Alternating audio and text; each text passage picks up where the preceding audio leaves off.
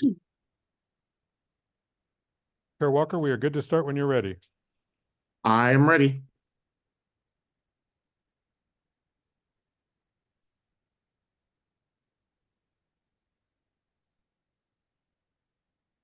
The floor is yours, Chair Walker. Great. Good afternoon. I'd like to call the Friday, April 5th virtual meeting of the California Transportation Interagency Equity Advisory Committee to order at 12:30 promptly. My name is William Walker. I'm the chair. I'm joined by my vice chair, I believe, Martha Armas-Kelly. We'll find out in a moment. And my fellow members, I'd like to hand it over. I believe I'm handing it over to Justin to Clerk Hall. Yes, thank you, Chair Walker. Great. Great. Yes, so we'll start by calling the roll. Yes, please. Thank you. Vice Chair Armas-Kelly. Alexandria Contreras.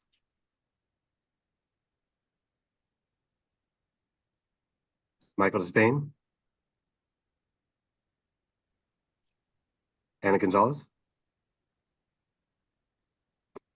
Herb Hastings.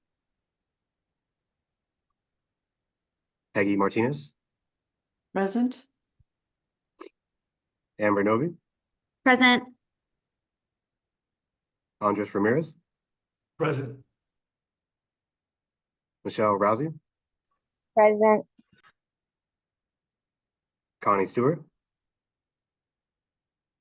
Connie's on. She's getting situated in the panelist role. She'll be just a moment.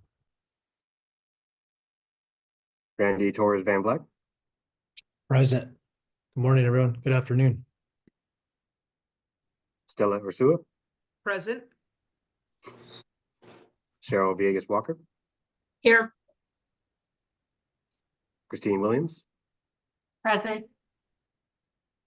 Chair Walker. Present. I'd like to check back in with Connie Stewart. I'm present. Hi. Thank you, Connie. Chair, we have a quorum. Great. Thank you so much, Clerk Hall. I will start with my remarks, and I'm going to keep them brief, but I do want to share. So first, Chair Walker, if I can interrupt for just a second. sure. Oh, that's right. Yeah, I'd like to Chair turn it Walker. over to the clerks to let folks know the rules of the road. My apologies, please. Thank you, Chair. But before we get to that, first, I'd like to announce we also have agency executives in attendance today. We'd like to give them a chance to introduce themselves. Oh, please.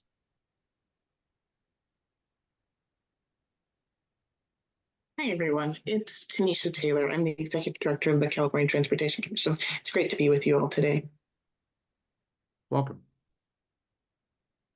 This is Mike Keever. I'm Deputy Director at Caltrans. My pleasure as well. I'm sorry, could you say that one more time? This is Mike Keever, Deputy Director at Caltrans. Ah, thank you. It cut out for me. Hi, Director Keever, Chief Deputy Director Keever. Others?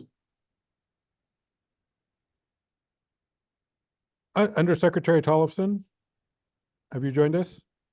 Hi, everyone. Sorry about that. I was having some technical difficulties. Mark Tollefson, Undersecretary at the California State Transportation Agency. Welcome.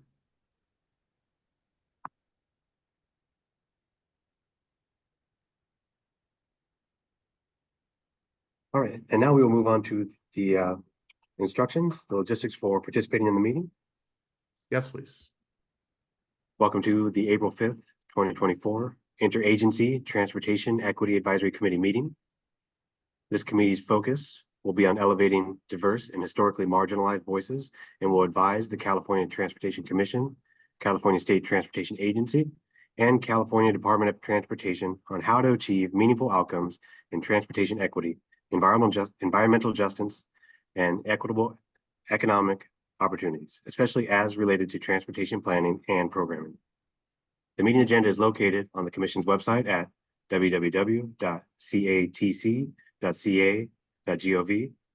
Any document created for this committee can be translated into any language you need. Simply email us at transportationeac@dot.ca.gov, and we will have them returned to you as quickly as possible.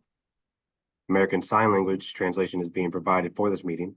You should see them on your screen. Spanish translation is also being provided. You can access the service through the Interpretation tab at the bottom of the screen. Please use the Q&A tab if you have questions about this. Live closed captioning is also available. Please select the Show Captions tab at the bottom of your screen. There are a number of language options available there to choose from. Presenters, if you're on the agenda to make a presentation, please do your best to be succinct. Please remember to speak at a steady pace to allow our translating service adequate time for accurate translations. If you are presenting remotely, we hope that you will turn on your camera during your presentation, if you have one. Members of the public, we welcome comments from the public as a part of each item at this meeting. For those attending in person, please use the virtual hand raise feature as early in the item as you can and give us time to acknowledge you. We encourage you to use the raise hand feature as soon as we reach the item. Committee staff will let you know when it's your turn to make a comment. Alternately, you may use the Q&A tab to submit your comment. Committee staff will read the comment on your behalf. As a reminder, each registered attendee is provided a unique link and phone number to access the webinar. These should not be shared with other participants, as this can create confusion for staff when making comments. Please do your best to be concise. Please remember to speak at a steady pace to allow our translating services adequate time for accurate translations. Please make sure that your comments add new information. If you agree with the comments of a previous speaker, simply make that statement. We ask that you make your point in 2 minutes or less. If for some reason we have many speakers on any single topic, we reserve the right to limit comments to 1 minute if needed. Thank you for joining us today. Great. And thank you, Clerk Hall. Thank you, staff, as well, for joining us, executives, and committee members and members of the public as well. Welcome. So like I said, I'll keep my comments brief. I do want to reference that I will be sharing a chair's report that is written for the EAC meetings and for commission meetings. So I just would encourage you all to take a look at that. It'll also be posted with other items, which I know was a problem at the February meeting. So it gives folks a chance to kind of react to things. And I actually want to really thank staff, because much of what I've put in my chair's report as far as recommendations that I have for how we should move forward as a committee are reflected on the agenda today and are up for action. So big thanks to staff for pulling that all together. I do want to welcome both our new members, Andres Ramirez and Michelle Rousey, and I'll give the very end of my report for you guys to give very, very brief hellos to the meeting. But I will say that what I wanted to share with you all quickly is something I came across on a website called Elevated Chicago. It was a collective, or I imagine it's still functioning in some way, but the regular meetings of it have kind of dissolved. But it was a 6-year effort to really look at community engagement. And you know, they asked questions like, what if all neighborhoods worked for all residents? What if walking, biking, and using public transit were options that were available, desirable, and even preferred for more people? They use the 4 lenses of racial equity, health, climate, and art and culture to shape their work. And one of their objectives was to seek to erase boundaries, shift power, and decenter elements of white supremacy culture that harm community development. Some of those elements being perfectionism, conflict avoidance, and complete individualism. I just want us to be thinking about what we'd like this committee to be and what our mark should be. I know we have tons of equity statements from the 3 departments that we are interagency delegates to, but really trying to think about what impact you all want to have this year is the spirit of a lot of the motions that will be in front of you today, looking at our committee structure as well as community engagement. And we'll be hearing from staff as well as folks from the community that have perspectives on these issues. Why don't I give a moment to Member Ramirez and Member Rousey to briefly introduce yourselves. I'll start with Member Ramirez. Thank you, Chair Walker. Hello, everybody. My name is Andres Ramirez. I am based in Los Angeles County. I am the Executive Director of People for Mobility Justice. We're a community-based organization focused on equitable investment in transportation in BIPOC communities in the greater Los Angeles area. I am happy to be a part of this group and look forward to working with y'all. Thank you. Member Rousey. Thank you, Chair Walker. My name is Michelle Rousey. I currently work on the Disability and Aging Community Living Committee for the state, and I work on their subcommittee as chair of their Transportation Committee for the state.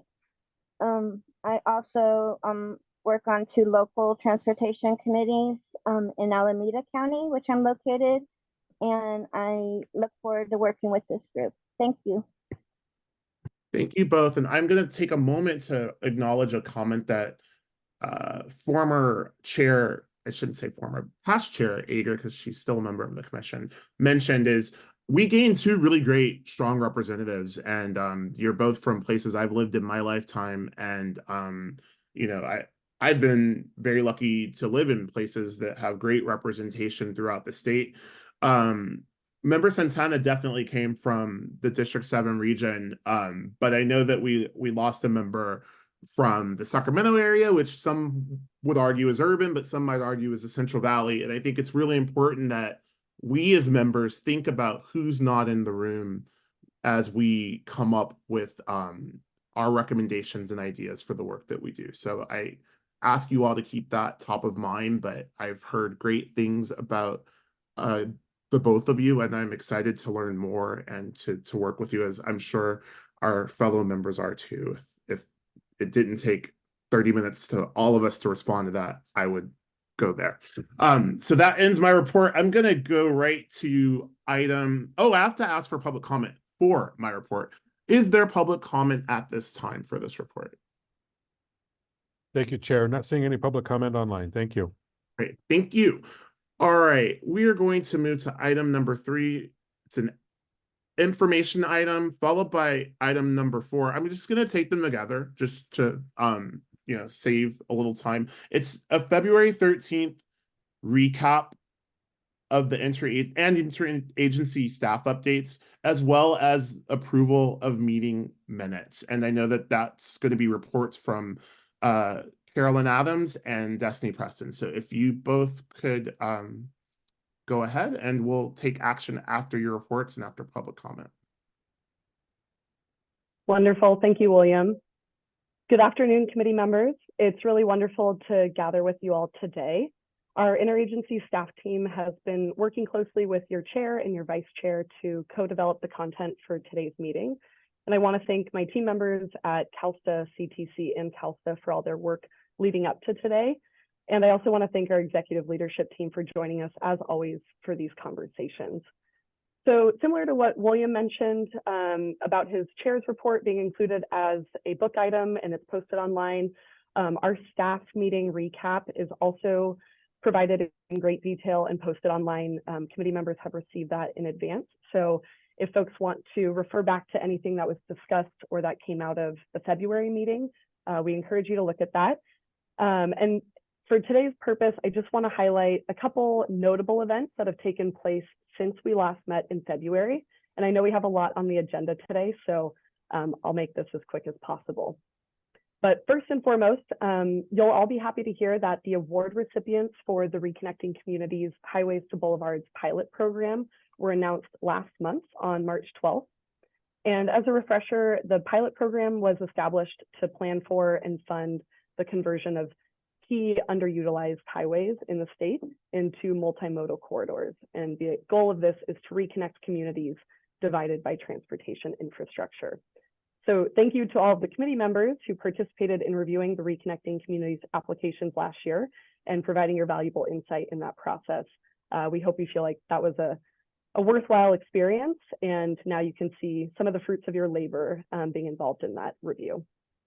I also want to highlight that Commission staff hosted a virtual equity-focused workshop last week on Wednesday, March 27th, as part of the Senate Bill 1 or SB1 program guidelines development process. So the attendees included regional transportation agencies, advocates, legislative staff, and researchers. And I believe some of our committee members were also able to join us at that time.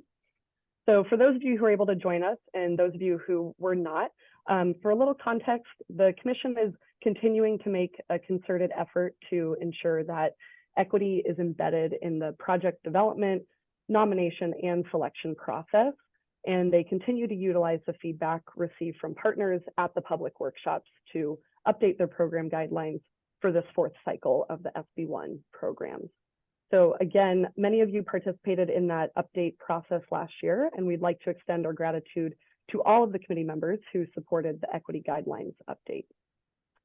And then, as you all know, as we kick off the second year of the Equity Advisory Committee, we have two outgoing members who already completed their service as committee members. This is Naila Pope-Hardin and Axel Santana. And we just want to acknowledge and thank those members for their service. We really appreciate the insight, the leadership, and the expertise that they provided to this advisory body and to our agencies over the past year.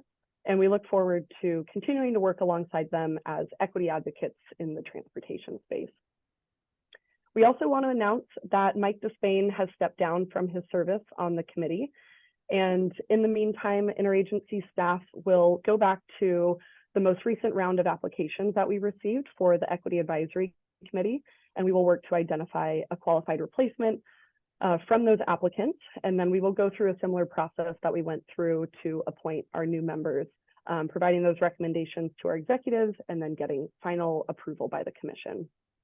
And then finally, as Chair Walker already mentioned, staff have the pleasure of introducing Michelle Rousey and Andres Ramirez as the two newest members appointed to the committee. The recommendation to appoint these individuals was approved by the commission on March 21st, 2024. And Michelle and Andres are joining us today as they begin their service. So welcome to you both. We look forward to working alongside you on this committee over the coming years. And with that, I believe, Chair Walker, you want us to move on to tab 4, so I can turn it over to Destiny Preston to take that one.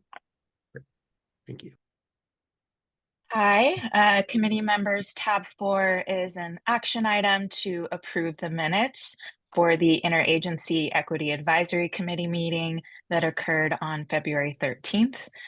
Staff recommends your approval, and I'm happy to answer any questions. Thank you. May I make a motion to approve the minutes, or do we have to wait for comments? I'll take that motion. Is there a second? I second. Great. Moved by Novi, seconded by Martinez. Is there public comment on this item? Chair, not seeing any public comment. On both items, rather. Okay, none for both items, correct? That's correct. Sweet. I also want to acknowledge congrats to Naila Pope-Hardin on her appointment to being a part of the executive leadership for Caltrans and equity and tribal relations. I felt it. I went through my report very fast, so it's all in life. And big shout out to both Naila and Axel for their work. I have a motion and a second to approve the minutes. All those in favor?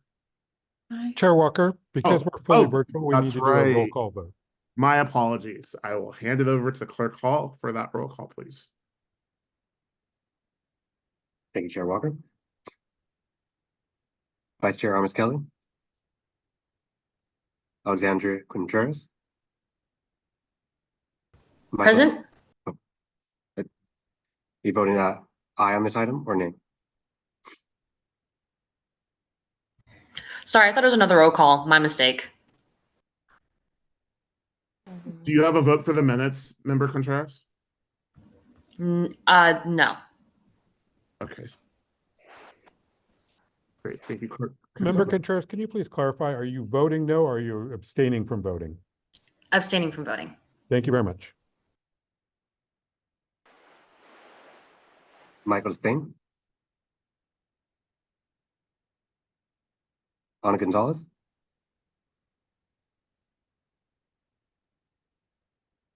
Herb Hastings. Peggy Martinez, Aye. Amber Novi, Aye. Andres Ramirez, Abstain. Michelle Rousey, Abstain. Connie Stewart, Aye. Randy Torres Van Vleck, I approve. Stella Ursula, Sorry, abstain. I was not present.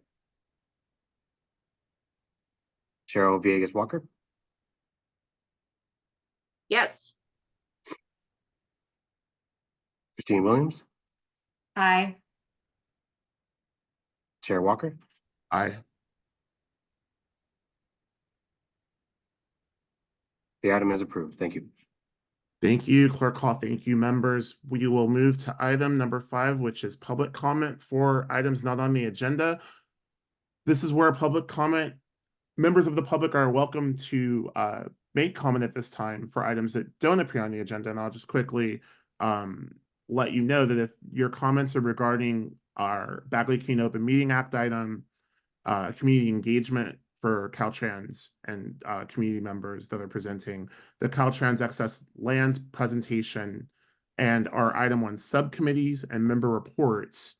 If your comment is not on those items, this is your time to make public comment. I will ask the clerk if we have public comment at this time, or is this actually would be the time where you let folks know about tab 5. Go ahead, clerk. Thank you, Chair Walker. Yes, we have one hand raised. Jim Stallman, you should be able to unmute yourself and speak now. Hi, I'm a resident of the San Francisco Bay Area, and a recent proposal to expand Oakland Airport has reminded me that, and I appeal to the CTC to look into what needs there are and how rail transportation in the state can be expedited, because rail is a lot better for the environment than air travel. And in particular, how we could expedite build out of the state rail plan, how we can maybe encourage Valley Link to go across the bay between the 2 airports, Oakland and San Francisco, so we connect those airports, use those transportation hubs to put people onto trains, and also to consider value engineering high-speed rail to use Altamont, which would fix the time of travel problem that it has, and also save a lot of money from having to build a 15-mile tunnel in Pacheco. So those are my comments. Thank you for your time. Thank you, Mr. Stallman. Chair, we have one other participant who wants to talk. That's Jeffrey fine. Beeman, your microphone should be able to unmute and speak. Yeah, thank you. My name is Jeffrey Beeman. As you said, I'm part of the Stop OAK Expansion Coalition, and I'm not sure if I think there's overtones in that. The Oakland, let me just back up. The Oakland Airport expansion is going to have pretty big impact on the communities around the Oakland Airport. Environmental justice, especially concerns. And like Jim just said, we feel like rail going through Oakland is going to have a much more, how shall I say, a better equity component than increasing the number of gates at OAK. And I'm hoping that this committee would have some interest in studying that expansion and thinking about how that could also, changing to rail could help the communities of Oakland with much better transportation possibilities for marginalized neighborhoods in Oakland. Thank you. Thank you, Jeffrey. Chair Walker, there are no other attendees wishing to speak at this time. Great. Thank you so much to the members of the public. And like I said, I raced through my report, but since they're both from the Bay Area, I'm going to just throw it in here. I am sitting on unceded land of the Ramatesh and Yelamu bands of the Ohlone an indigenous native group to this area that no longer has a lot of the rights that they had prior to us settling in this land. So I thought that would be an appropriate time to share that. And I want to thank the members of the public, and I think that we will have time to talk about how to incorporate your items into our subcommittee structure, which is later on in the meeting. So thank you for that. Moving on to item number 6, we have a member orientation and overview of the Bagley-Keene Open Meeting Act and our commission compatible activities policy. So I was the only EAC member at our last Bagley-Keene training, and I clearly could learn a bit more and thought that you all could too. So I would like to invite, I believe it's Deputy Counsel for CalSTA. Oh, I'm sorry, Deputy General Counsel. I was close. With the California State Transportation Agency and Salisbury, who will provide an overview of the Bagley-Keene Open Meetings Act and the California Transportation Commission Incompatible Activities Policy. And once Deputy General Counsel Salisbury has run through her presentation, we will have some time for questions from our panel as well as for public comment. Deputy General Counsel Salisbury, that is a mouthful. Welcome. Thank you, Chair Walker.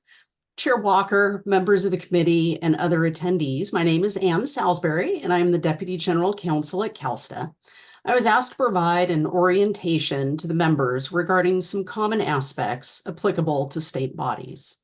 Can I have the next slide, please?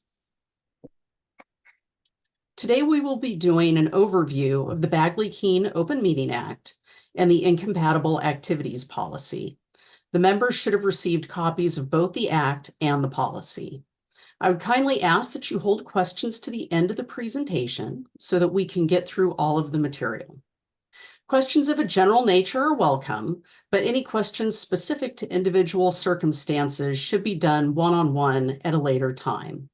Please feel free to contact the EAC staff and they can connect you with me. Next slide, please. So we'll start with the Bagley-Keene Open Meeting Act. Can I have the next slide, please? The Bagley-Keene Open Meeting Act was created by the legislature in 1967 to implement state constitutional requirements allowing public scrutiny of meetings and records.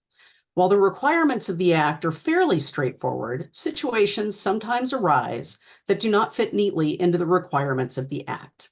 They fall into gray areas. Because of the constitutional and public policy requirements for open access to government, any decision regarding a meeting or information sharing that is not directly addressed by the Act should support public and open access. Next slide, please.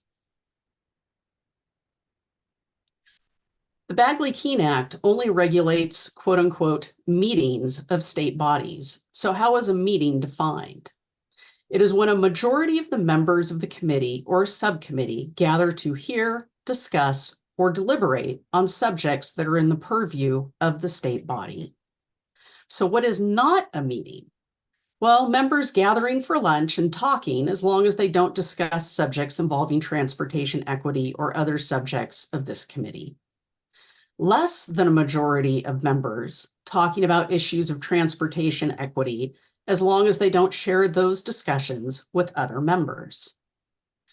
Another example of what is not a meeting is a majority of members attending a conference that is open to the public, covers a topic of general interest to the public or to public entities that are similar to the EAC, and the members do not deliberate with each other on specific business under the EAC's jurisdiction, unless it is part of the public program. There are also other situations that may not qualify as a meeting, so please feel free to contact staff about those situations and we can clarify for you. Next slide, please. Agendas are the main way the state body informs the public of its business. Agendas are required to be posted on the internet at least 10 days before any regularly scheduled meeting and sent to anyone who has requested notice. The agenda item defines the scope of the discussion and describes whether any action might be taken on the topic described. Topics should be relatively specific as they are related in the agenda, so a member of the general public can decide whether or not to attend the meeting. An example of descriptions meeting the Bagley-Keene requirements would be presentation by CalSTA regarding draft anti-displacement policy and possible action to make recommendations on the draft policy. An example of a description that does not meet the Bagley-Keene requirements would be something along the lines of general discussion of transportation equity issues, because that is not specific enough to advise the public of what was going to be discussed and to help them determine whether or not they want to attend. Also, if an item is described as information only, then the committee cannot take any action on it, but they may ask that the item be added to a future agenda as an action item. Next slide, please. The touchstone is keeping the public informed. As a result, if a topic is not on the agenda, it cannot be discussed. Members may report to the committee their personal activities, ask procedural questions of staff, and can ask to have a topic added to a future agenda. Report portions of the agenda cannot be used to introduce topics for decision and deliberation since they were not noticed for discussion. Next slide, please. So how do items end up on the agenda? Bagley-Keene doesn't discuss this and is usually often left to the governance of the committee or the state body itself. With respect to this committee, the committee can ask to have an item placed on the agenda. The chair and/or vice chair can request that an item be added. Staff can recommend to the chair and vice chair that an item be added to an agenda. And then there are the typical housekeeping items such as approval of minutes. Next slide, please. If a document is given to a majority of members related to an item under consideration, then that document must be made available to the public. Making a document available to the public is often accomplished by making that document available on the internet, but posting documents is not a requirement of Bagley-Keene. If the document is created by staff or a member of the committee, and it's distributed before the meeting, it must be made available at the meeting. If it is a document that is prepared by, say, for example, a member of the public who is not staff to the committee or a member of the committee, then that document needs to be made available after the meeting. Next slide, please.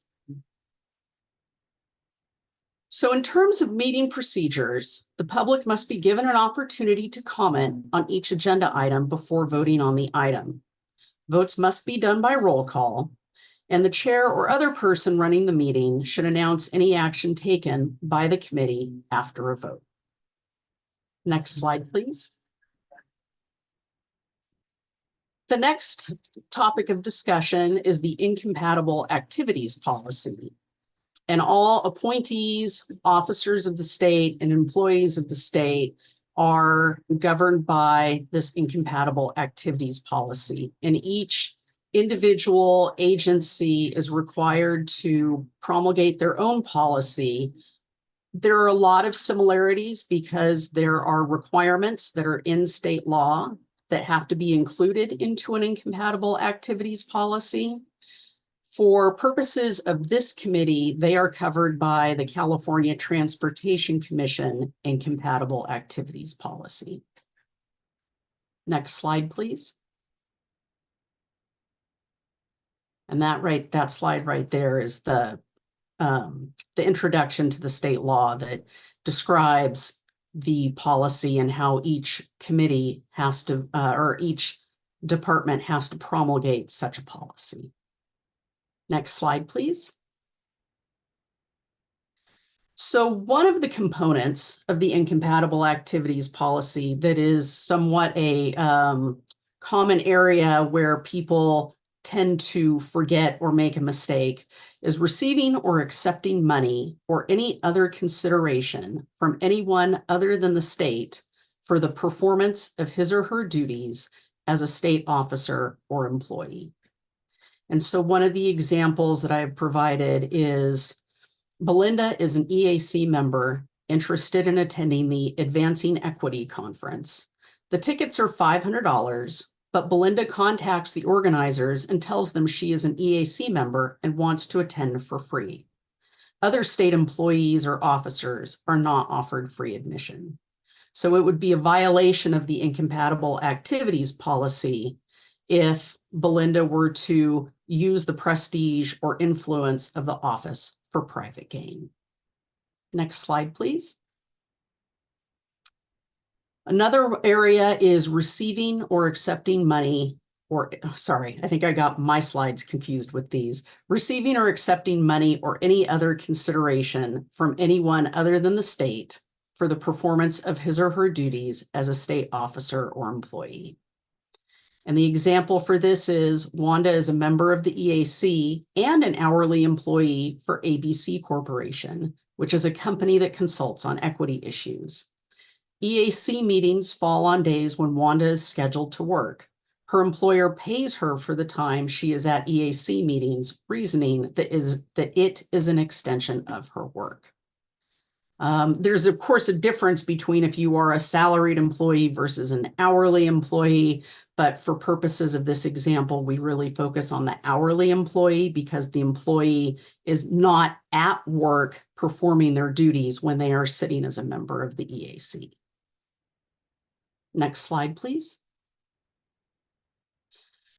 This one's pretty long, but receiving or accepting directly or indirectly any gift, including money, service, gratuity, favor, entertainment, hospitality, loan, or any other thing of value from anyone who is doing or seeking to do business of any kind with the commission or whose activities are regulated or controlled by the commission under circumstances from which it reasonably could be substantiated that the gift was intended to influence the employee in his or her official duties or was intended as a reward for any official actions performed.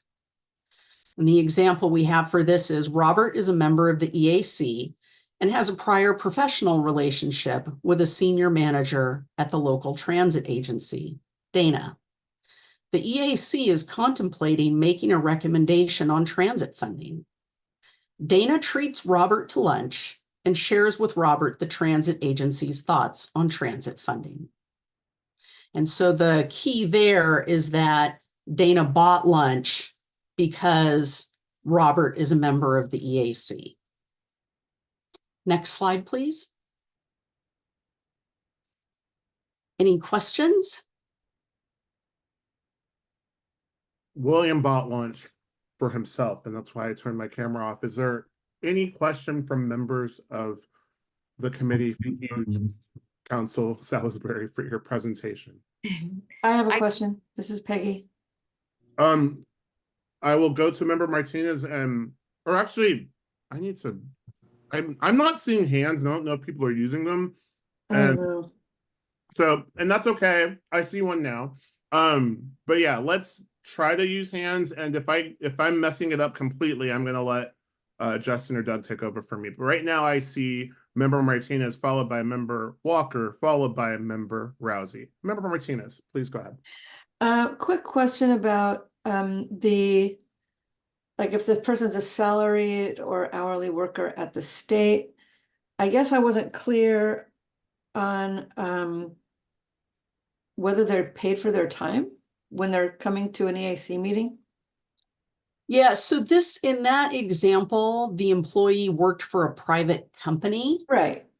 Yeah. And so in that instance, it would not be appropriate for the private company to pay their salary for the time or pay their hourly wage for the time they are at the meeting, because you're already getting a per diem for these meetings. Okay, just wanting that little piece to be stated, the per diem piece. All right, very good. And I mean, I also understand that there wouldn't be a situation where a state employee would be a member of this committee. So that's incompatible as well. Correct. Great. Member Villegas Walker, I believe, is next. Thank you, Cousin Walker. So that was an excellent presentation. Clarification, follow up on the question that was just asked. Would it be inappropriate to have a vacation day so you're compensated for your time away from the office using your vacation time? So that's one question. The other question, and this is a little bit outside your presentation, although it occurred to me while I was completing my Form 700, if we as members of this committee will actually be subject to or should have been subject to that requirement. Okay. So on the first question, I think taking the vacation day is probably the appropriate way to handle that, or other sort of time off, just as long as it's not reflected as being compensated for work for working on the committee. So that's essentially what that is. On the Form 700, I don't have it in front of me, but it is my understanding that former commission counsel received an opinion from the FPPC that members of this committee do not need to complete Form 700s for this role. Thank you. Member Rousey. Yeah, I just want to let you guys know that if members are taking the ethics, that they'll get a review of all of this and then some, and it might answer more of their questions to what is allowed and what isn't. Just a suggestion. Yes, the Department of Justice offers a free online training. It's partially related to Form 700, but it does also cover ethics. And Member Rousey is correct. It's an excellent training and does go over the incompatible activities. And I can actually provide staff with both the link and a handout that the California Department of Justice has put together that can be distributed out to all the members so that they can take that course if they would like. I would encourage staff to include that as something that we look at as we develop what a formal orientation would be for this body. It's actually the only function I've ever done in the state of California that I wasn't asked to take that orientation. So I think it would be very helpful for all of us. I see no more hands. Are there other? I see Member Stewart. Oh, great. I just want to clarify, because the Chair Walker said something that is actually incorrect. I work for a university, so I technically am a state employee and on this committee. I'm not on this committee in my role as an employee of Cal Poly Humboldt. And at the beginning, because of every Zoom meeting, I realized, oh my gosh, I had my Cal Poly Humboldt thing. So I've switched my background to remove that. But I wanted to be clear, there are state employees that are actually members of this committee. But not executive branch. No, I'm not. Okay. I'm not an executive branch person. and I'm a salaried person, but I'm not here in my role or on the clock right now. Yeah. Very good. Thank you. Other questions or comments? Oh, Member Rousey. Yeah, most of my local and even my state committees have us renew this every 2 years. So it's actually, I would like to see the committee do this and take it that the members are aware of this, and going forward, I'd like to see that the members go ahead and do the training. But that's my recommendation. So thank you. Great. I mean, I'm happy to report out, like, once folks have done it, that we've done it. And that's showing that we're trying to do our due diligence to be responsible committee members. Chair Walker, I just want to say, although I would absolutely recommend the training, I already have to take that training twice every year because of some of my other positions, so I wouldn't want to encourage it that I have to take the same training 3 times, because each agency will not accept the fact that I've already taken it. Well, I do, but I do encourage people to take it, but I think because it's not legally mandatory, it should be an option. you can submit the certificate from the one you've completed, like in that counts. It's as long as you, I mean, I'm not asking you to watch it again. I'm just saying, trust me, I can't. I have to take it twice. It's a long story, but Right. that's just the way it is. Yeah. But I mean, I know that with any class we take online, we get a certificate that says we did it. I mean, I think that as far as future scrutiny of, like, you know, the things that we're doing, we can talk about this in our committee item, and not like as an item, but we can talk about how we have these discussions about what we should do as a committee during our subcommittees item, because I think that that's where we can talk about all the things that we'd like to see or not see. So my mistake for introducing something that we should agendize. I want to make sure I'm not missing any hands. I don't think I have 2 staff hands, so I don't know which one came first. So Anne and Sequoia, you guys can flip a coin and decide. Oh, all I was going to suggest was on the ethics training issue to have that be added as an agenda item for a future agenda. I concur. Yeah, and we'd be happy to add that as orientation item in the future. And of course, since it's wouldn't be mandatory, folks who've already completed it, we would accept that. Cool. I'm not seeing any more hands, and we are way ahead of schedule, which I'm excited about because I'm always scared that we're going to be late. Now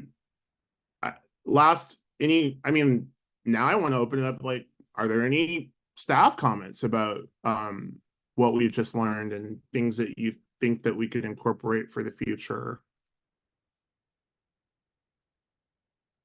Y'all never thought I'd ask staff. Any comments? Putting you on the spot. No comments. Yeah, we're happy to continue to work with committee members to kind of dive into the nuance of this, and we're grateful for our general counsel, Ann Salisbury, for being able to help answer those questions in real time. And we know that there will be things that rise, and we're happy to continue this conversation. And this was a very helpful presentation. So thank you. Great. Well, considering that we're a half hour ahead of schedule, before I talk about that, I should probably ask if there's public comment on this item. Thank you, Chair Walker. We're not seeing any members of the public wishing to speak on this item.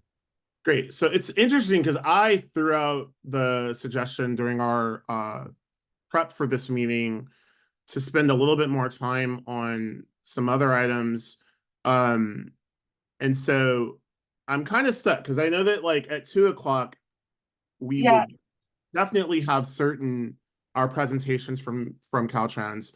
I'm thinking we might be able to open it up to start on either the member reports or the subcommittees item, just to start going around. There's 15 of us, and we could come back to it later in the meeting. That's my suggestion. Are there any others? Hands?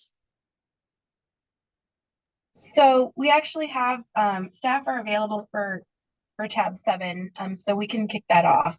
Okay, great. So then why don't we take item 7 out of order then?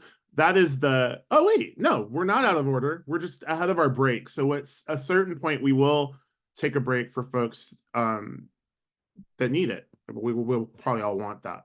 Item number 7, Caltrans Community Engagement Overview.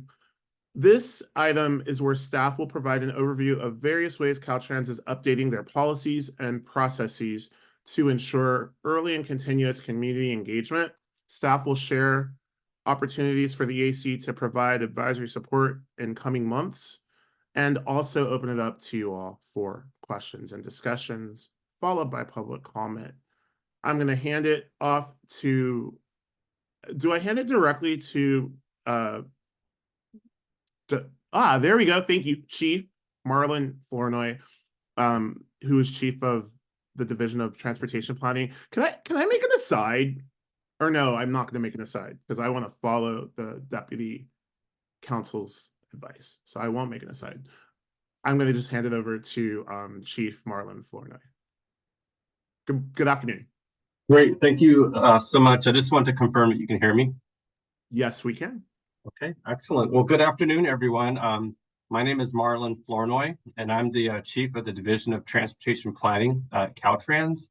And as far as my pronouns go, I'm a he, him, and I'm wearing glasses, a purple shirt, and a dark blue sport coat. Today, I'm really pleased here to share with you some of the things that we're doing in the engagement space. And while today is an information item, I would definitely love to explore opportunities to get additional input from the EAC on our various efforts. So very much looking forward to that. Next slide. I'm joined here today with my staff. So I'm going to cover the first portion of this presentation. I'm also joined here with Sarah Rosen, Emily Abrahams, and Stephen Jaimes, who are also going to go through some various topics as it relates to community engagement.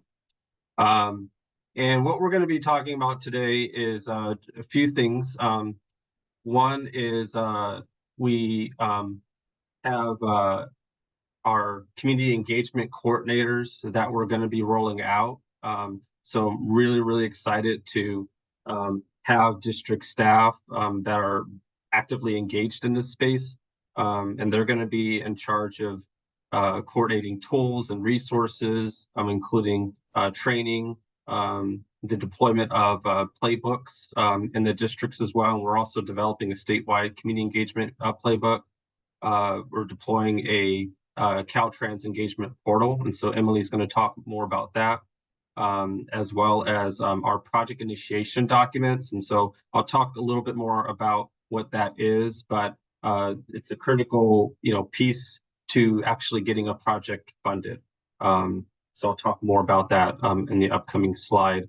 But what we're really trying to do and really focus our attention on is improving internal processes so that Caltrans can do a better job at engaging our communities and our plans and our projects. So I'm just really excited to share with you all the things that's going on today. Next slide. So just to give you a little bit of background, where these engagement efforts are coming from. So we can look at three guiding documents. One is the Caltrans Strategic Plan. There's also the Climate Action Plan for Transportation Infrastructure, also known as CAPDI. And there's the Caltrans Race and Equity Action Plan. And so this slide shows the covers of each of these, images for each of these documents. From our strategic planning standpoint, our 2020 and 2024 strategic plan includes two specific action statements highlighting the importance of conducting direct, meaningful, and equitable community engagement, and for that engagement to happen early and continuous through the project development cycle. As far as the, there's another action as well, and I'll get a little bit more into this, but the direct and meaningful engagement, what we really mean by that is identifying and documenting unique transportation preferences, desires and needs for each community, prioritizing communities that are most harmed and underserved in regards to transportation. Also establishing implementable and measurable improvements for new and revisited projects with regular updates to inform communities at all phases. There's also another action statement in the strategic plan, and that's beginning in our what we call our pre-PID planning phase. And so this is really before we actually know what the project scope is. We want to make sure that we're seeking early and continual and community input throughout the engagement process.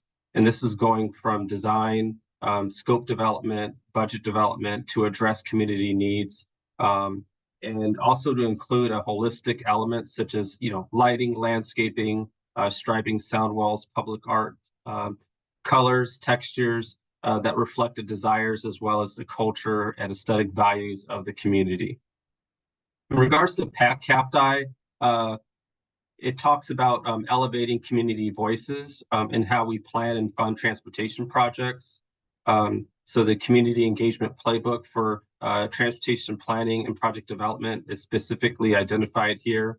But last but not least, our Caltrans Equity Action Plan. This highlights the need for engagement throughout the project's lifecycle and calls for people and tools that we're going to be talking about today. Next slide. All right, so this slide shows a diagram of the project lifecycle with an arrow reading from left to right. So it covers plans, project initiation documents, project approval and environmental document, also known as PA&ED.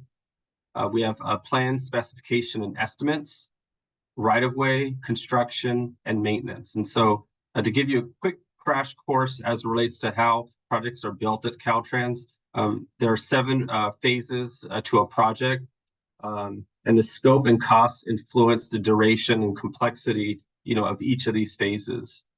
On average, a typical project during the planning phase can take several years. Then a project initiation document is kicked off, and that's where we're really developing the scope, cost, and schedule for the project. And then there is the time to actually develop the project and complete construction, and all that can take another 5 years. And so, project complexity can also extend this timeline as well. Considerable planning is performed by either Caltrans or local agencies or jointly before a project development starts. And so all modes of transportation are considered in the planning phase, and all affected stakeholders are involved. Projects from planning documents then are selected by districts, regions, or local agencies for further study. And so the result of these studies is typically what we call our project initiation document. And so also known as the PID, this is the first formal phase in developing a solution for a specific transportation problem. And this phase follows the system and regional planning activities that identify prioritized local, regional, and statewide transportation objectives. And the main purpose of the PID is to develop a documented programmable project. So that's a project that can be funded that solves a specific need with a purpose. And this is all done through a well-defined project scope, cost estimate, both the support costs. So this is the people that are actually working on these projects, as well as the capital costs. And so that includes everything that's required to construct a project, as well as the schedule. PIDs are developed by our district planning units in the districts as well as the project delivery or development teams, or PDTs. And community input during plans and PIDs allows for the most influence and change. And you'll see in the diagram here, on the left-hand side, it's a darker color. And then as you progress to the right, as we get deeper into the project development process, typically as time goes on, those opportunities for engagement actually decrease. And so we really want to make sure that we're catching, we're working with the communities as early as possible to have the most amount of input and change in terms of the projects. So after we develop the PID, then the project is programmed or funded, and this typically happens through the commission, and it starts the project approval environmental document phase. And so what this typically does is it involves developing a series of alternatives. It involves balancing the transportation needs with community goals and values, but while ensuring compliance of environmental laws. And the output of the environmental document the project report environmental document is the project report, which is an engineering document that has the selected alternative, as well as the environmental document that shows the disclosure of the environmental compliance. And these all happen under the California Environmental Quality Act, as well as the National Environmental Protection Act, or CEQA and NEPA. And then typically after what we would call P&ED, then we have our engineers, they collaborate with the PDT or the project development teams to basically start working on the details of the projects. And so that's, developing the plan, specifications, and estimates, and that really sort of gets to the specifics in terms of actually constructing the project. And then it goes out for bidding and construction. And then once the project is constructed, then we move on to our maintenance and operations. So that's all to say that there are a lot of components to building a project. And the focus here today is really about early and continuous engagement, which is the goal of our program. And that goes from planning all the way through project delivery. We recognize in order to make this happen, we have various functional units throughout Caltrans that have to come together. And so this has really been a partnership with transportation planning. So that's my division, but we've also been working with project management, environmental design, and PIO, Public Information Office. And so what we hope to do is make sure that we have a process where we're right-sizing the engagement, taking into account the community, the project scope, and we really want to make sure that we're leveraging that engagement with the communities to inform project decision making. We want to make sure that we better understand impacts and outcomes, and this also has a really positive benefit on delivering projects. The earlier we can get communities involved, this actually helps reduce impacts to changes in scope later on in the project. It helps to keep our budget intact, as well as keeping our projects on schedule. So there are a lot of side benefits to engagement, but also providing value to the communities that we serve. And then the images at the bottom of the slide really depict the various engagement events that we typically hold in planning. So this can be charrettes with a group of people in front of a map and poster board. It could be a project presentation with Caltrans staff presenting at a seated audience, or a group of people reviewing artwork on the easel and a map of road closure during construction. So with all that said, I'm really thankful to be talking with you all today, and I'm going to pass it over to Sarah Rosen, who's going to talk about our community engagement coordinator positions. Thank you. Next slide. Thanks, Marlon. Can you all hear me okay?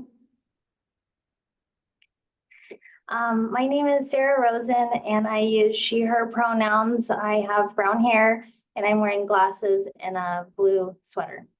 So the image on the slide here is a group of people huddled around a blueprint with the person in the middle pointing at the blueprint. And this image is really to represent the new district community engagement coordinators. We're rolling out 12 positions in each district that Marlon had mentioned. And really the purpose of this is to help tie all of those complex pieces together and really have a streamlined engagement approach.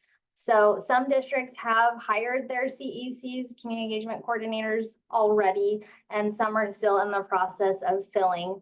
And this community engagement coordinator is really a resource for continuity for engagement in their district.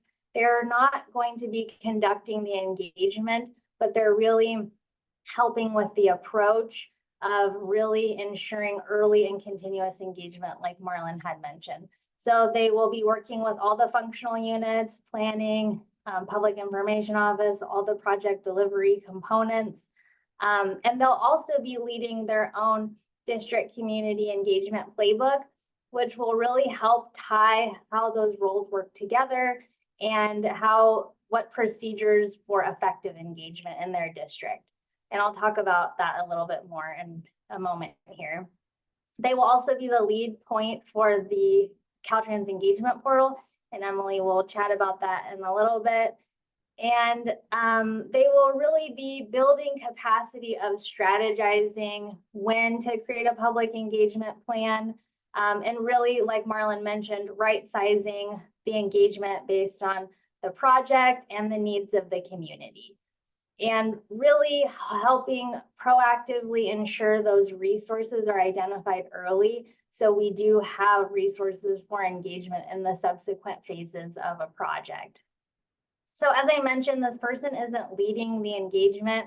They're really the subject matter expert to answer questions, provide guidance, and really help districts understand what community engagement is needed for different types of plans and projects. And we really ultimately hope that this person can help tie together those components and prevent, missed opportunities by including all the people that need to be included, including our partners, but also, all the communities that are affected by the project. Next slide, please.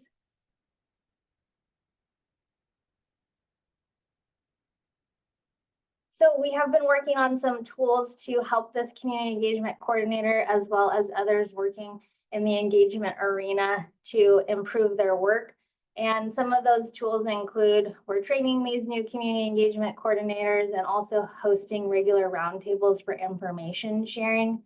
We have created an internal online repository that we've called the Equitable Engagement Toolbox.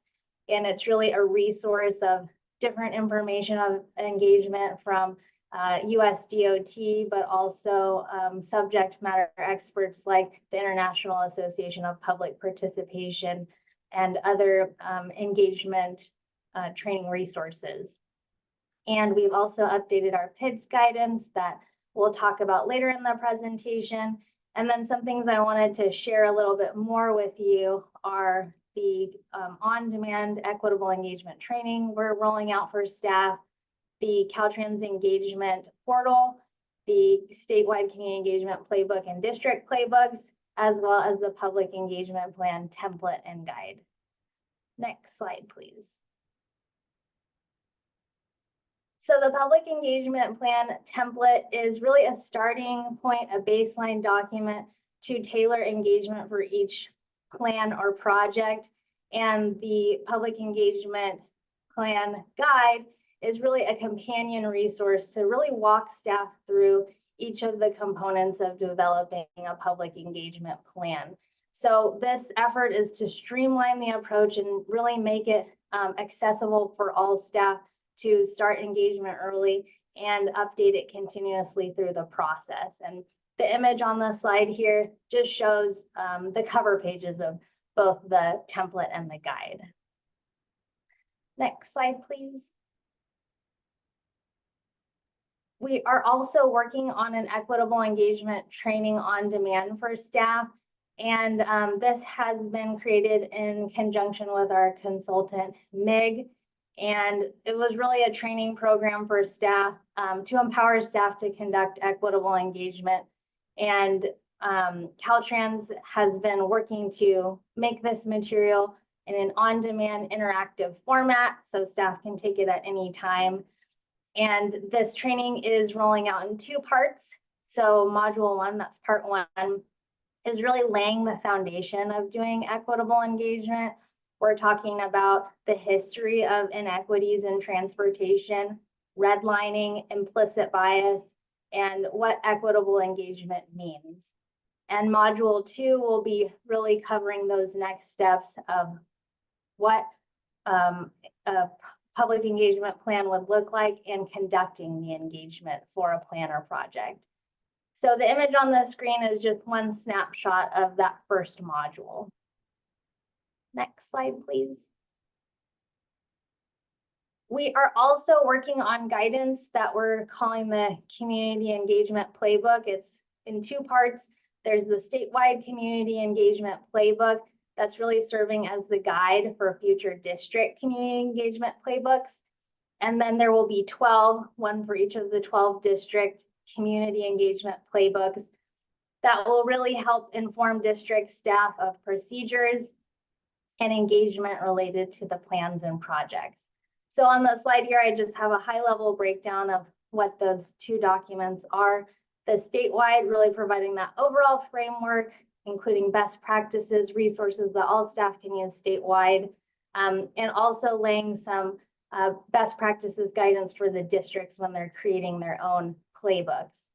And then the district playbooks will help define how all those roles and components work together, like Marlon was saying, in the project development process, and really focusing on that continuity of engagement through our plans and projects. And we hope that districts will have really district-specific plays of what successful engagement looks like for them, and really allowing some flexibility, customization for each district. We recognize that all districts have different communities, different needs, and wanting to recognize their differences and structuring their program based on those needs. And also just important to note that this doesn't replace any existing requirements like Marlon had mentioned, CEQA, NEPA. This is really adding on top another layer of how we can better work together in a less siloed approach. And from there, I will hand it over to Emily to talk about another tool, the Caltrans Engagement Portal. Thank you. My name is Emily Abrahams, and I use she, her pronouns, and I have long brown hair, and I'm wearing a white shirt. So I'm going to talk about the Caltrans Engagement Portal, which is a new tool that Caltrans is implementing to improve accessibility and transparency in collecting public input. It is a web-based community engagement platform, and it is being implemented as a joint effort among all divisions, including planning, environmental, project management, external affairs, IT, and others. The engagement portal will collect, store, categorize, track, measure, retrieve, and respond to public comments for Caltrans projects and plans. And it is envisioned that this tool will enhance our engagement practices and provide Caltrans with more engagement analytic capabilities to help relay that input received into the development of our plans and projects. The system will provide improved continuity between all project phases from planning through project delivery. And next slide, please. So there will be a public-facing interface, essentially a website, and a Caltrans-facing interface, an internal application. And I'll highlight some of the features associated with each of these. So on the public-facing side, there will be the ability for the public to search for a plan or project that they may be interested in, either on a GIS-based map or a search bar. And once they find a plan or project that they're interested in and want to provide input on, they can click on that project and it'll come up with a view of a project website. And that website will have any project-related documents that we are seeking input on. And it'll also entail the ability to submit information. So there will be comment boxes, so the public can submit a comment based on what is being asked, or general comments. There will also be the ability for the public to take a survey based on specific components of the project that we need community input on. And that the public will also be able to view any upcoming meeting announcements and register or even attend a public workshop or a meeting in a virtual or hybrid capacity. There will also be announcements, for in-person workshops, and so that is where you can get that information. So, if it is a hybrid event, you can attend online or in person. And there will also be other abilities to comment if you prefer another method other than the website. So it will give you an email address that you can submit comments or input to, There will be a voicemail line that you can call in and, speak and provide a comment that way. And then if we are doing any in-person engagement events and comments are collected on paper, Caltrans staff can then take all those comments and then import them into the system so they can also be captured as well. So many different ways to provide comment, but it'll all be kind of centralized in that one place. The website also allows for language translations. So there will be the ability to translate the page into multiple different languages using Google Translate. In addition, the platform itself is ADA compliant. And for meetings, it does have the built-in accessibility features, such as the ability to submit a request for accommodations, or and also meetings will have closed captioning. On the Caltrans facing side, this will be the internal platform that will allow us to collect, store, track, measure, and respond to public comment. So everything will be captured in this one system and one location. It also will allow us to have some of those analytical capabilities that'll help us categorize themes and detect public sentiment from the input received. We can then manage stakeholder contact lists. So if the public is providing email addresses or some contact information, we'll be able to keep that, to keep them informed on any updates or future progress. There's also an equity mapping feature that we can generally get an approximate sense of where people are located and commenting from.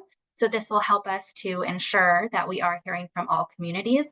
And if we notice, we may be missing a community and not hearing from them, we can adjust our engagement methods to ensure that we are, reaching out to them and getting their input. There also is the ability for us to then produce some dynamic reports, which can help us get metrics associated with our engagement and help us to determine performance metrics. Next slide, please. So as for the timeline of deploying the system, we will be doing an initial deployment beginning in May, which we are referring to as the pilot. We have selected 18 pilot projects throughout the state to participate, and each district and headquarters has at least one plan or project as part of this pilot.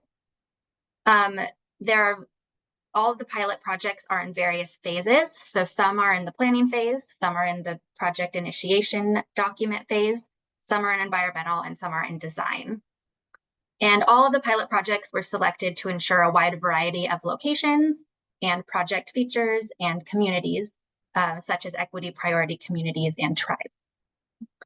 During the pilot, we are looking for feedback from the Caltrans staff who will be using the portal to conduct their engagement, as well as the public, just to determine how or if there are any minor system improvements that we should make before full deployment. And then after the 12-month pilot, in May of 2025, we anticipate a full deployment, which the system will be made available for all Caltrans plans and projects.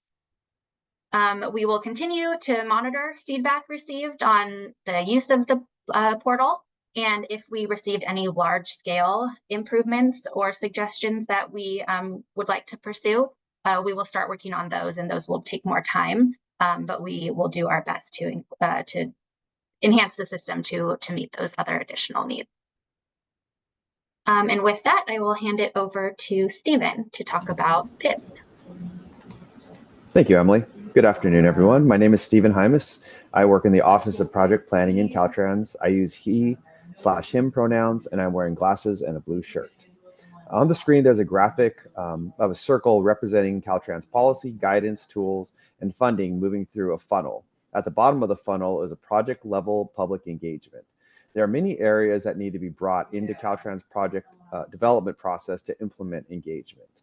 The graphic represents that making these changes takes time and may have challenges. Just like Marlon and Emily and Sarah all mentioned earlier, there's a lot going on to, add additional guidance and structure and tools for how we do equitable engagement at Caltrans. my office works specifically in the project initiation document area, which Marlon mentioned earlier, really is kind of the first place where project scope, cost, and schedule are laid out. So we're really looking at how we can incorporate the tools that are being developed, along with the training and the guidance, to make sure that the staff have, the ability to do this engagement as we work in the PID phase. We really are looking at our, resource proposals to ensure that we have sufficient resources to conduct and implement engagement. This includes updating things such as the work breakdown structure and our workflow, along with formalizing engagement into the project delivery process. We just want to make sure that everyone has the understanding of where these pieces all fit within our Caltrans project delivery systems, and the tools that they have available to make it happen. And last but not least, but definitely, we're all also working on identifying clear policy so we can have consistent approaches to how we implement equitable public engagement throughout the state. While still being accommodating to some of the nuances that each district and community has on each and every specific project. Let's move on to the next slide. So like Marlon mentioned earlier, and like I just mentioned, project initiation documents really are a key place for public engagement, just because we are at the first place where we're really, formulating a transportation solution for a specific deficiency that has been identified. And, as we identify that preliminary scope, cost, and schedule, having input from key stakeholders and the public and equity priority communities early really is important. I think Marlon did mention it earlier, the further we go into project delivery, the more challenging it becomes to make changes and adjustments as the scope, cost, and schedule becomes more constrained.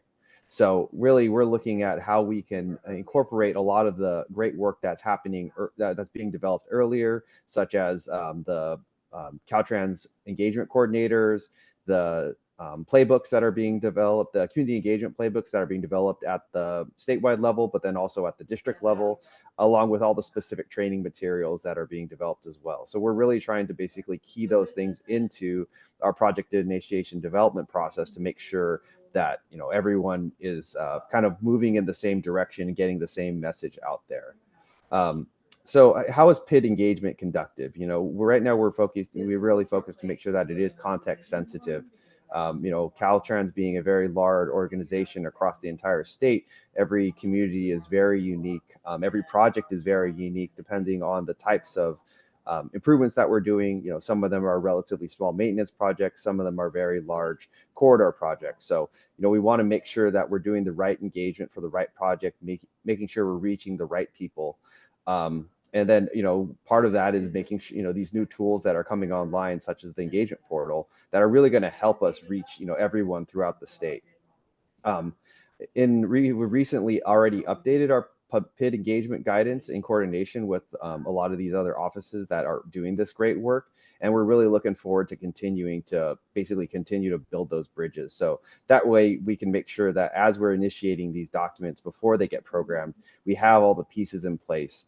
And then especially with the California engagement portal, a key piece of that is making sure that the commitments and the communication that has happened with the public in our phase of project delivery does move forward into the later phases of project delivery, and that communication is clearly transferred. So the folks on the other side of PID project initiation document development know what has been communicated to the stakeholders, to the public, so that way they know who to engage, how to engage in them, and the commitments that have been made towards the project.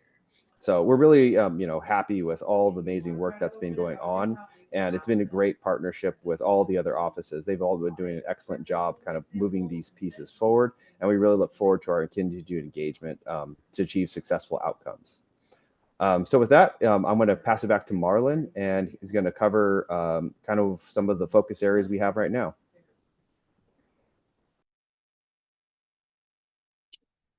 All right, next slide.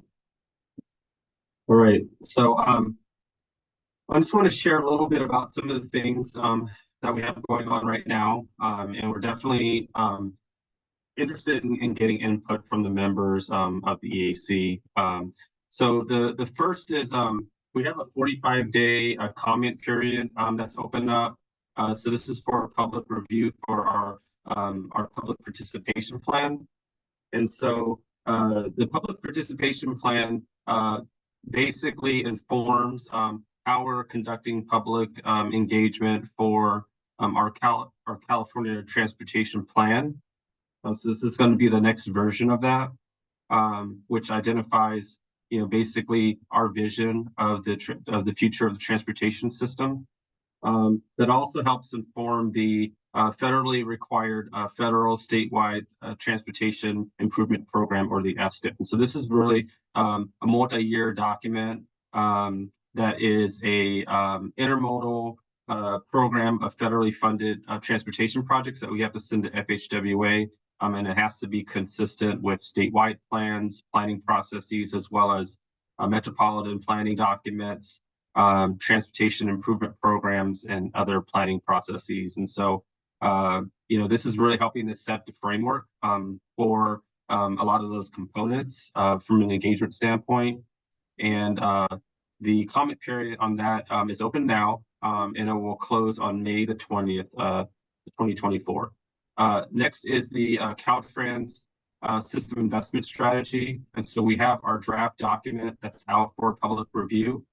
And what in short, what our thesis is it's a component that is part of the CAPDI, one of the key actions in CAPDI, the Climate Action Plan for Transportation Infrastructure.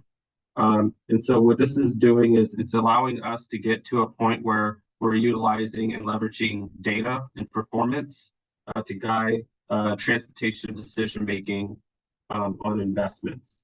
And so, there are 11 metrics that we have identified that align with CAPDI. And we're going to be seeking input from the public as it relates to those metrics. And then what this is really going to allow us to do is make sure that our investments, as we're applying for state and federal competitive programs, that we're leveraging that framework for prioritizing projects that we would apply for.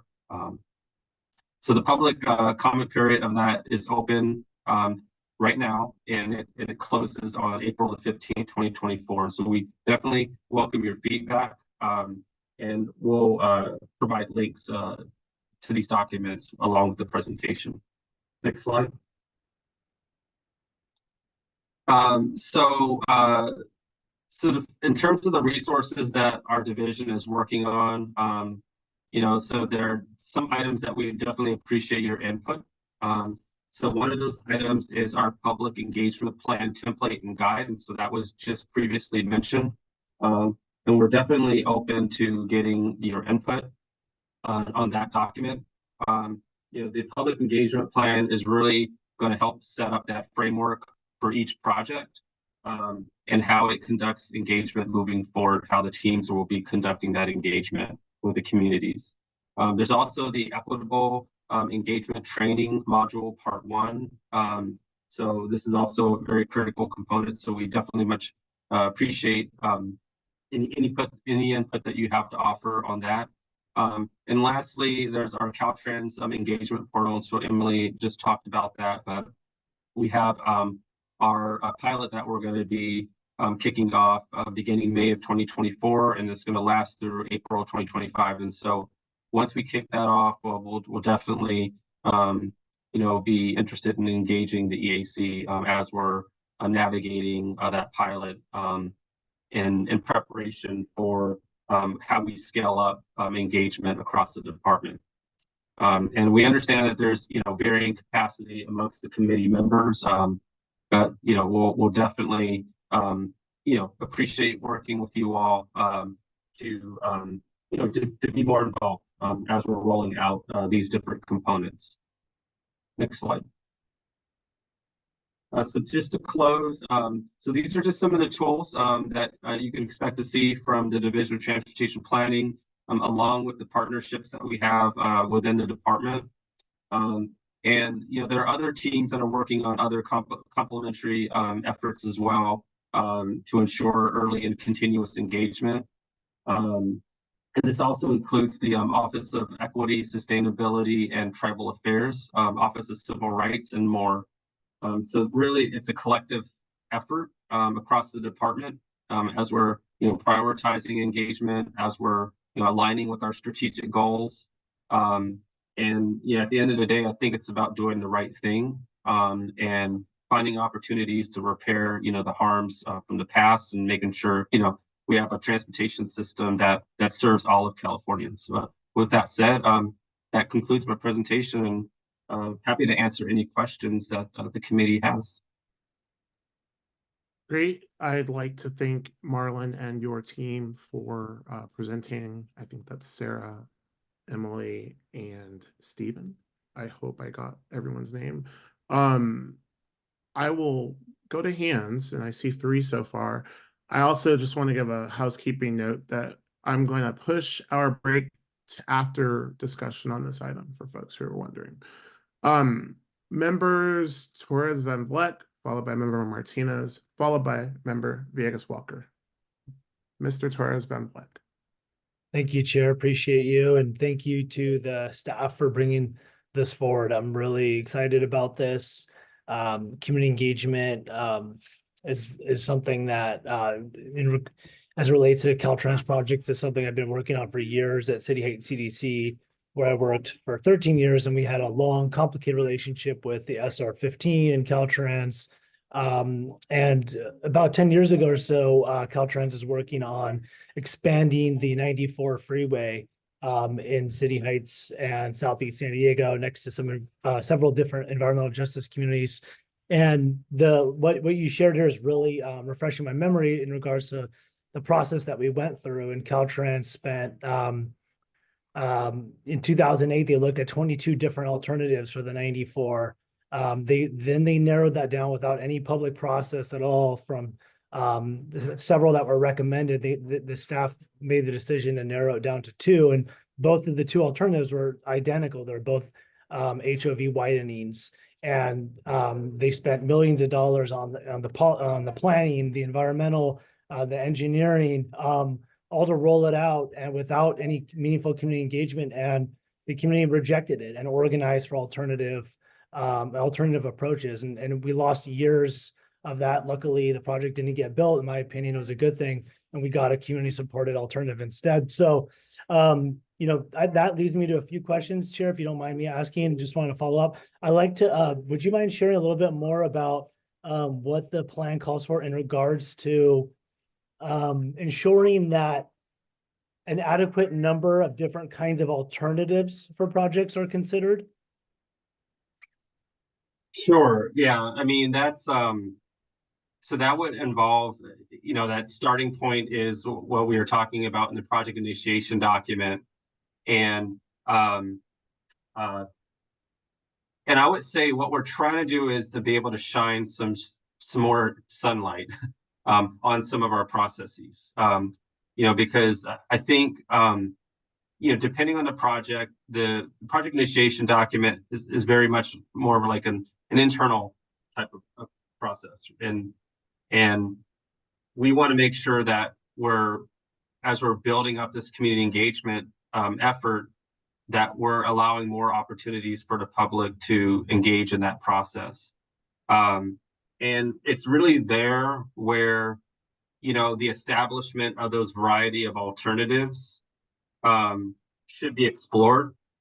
But I will also say that as the project progresses from the project initiation document phase into project approval and environmental document, there's a lot of expansion and contraction as it relates to, alternatives maybe being eliminated for very good reasons. Maybe they're technical, and it may be alternatives that might be added, for a variety of different reasons.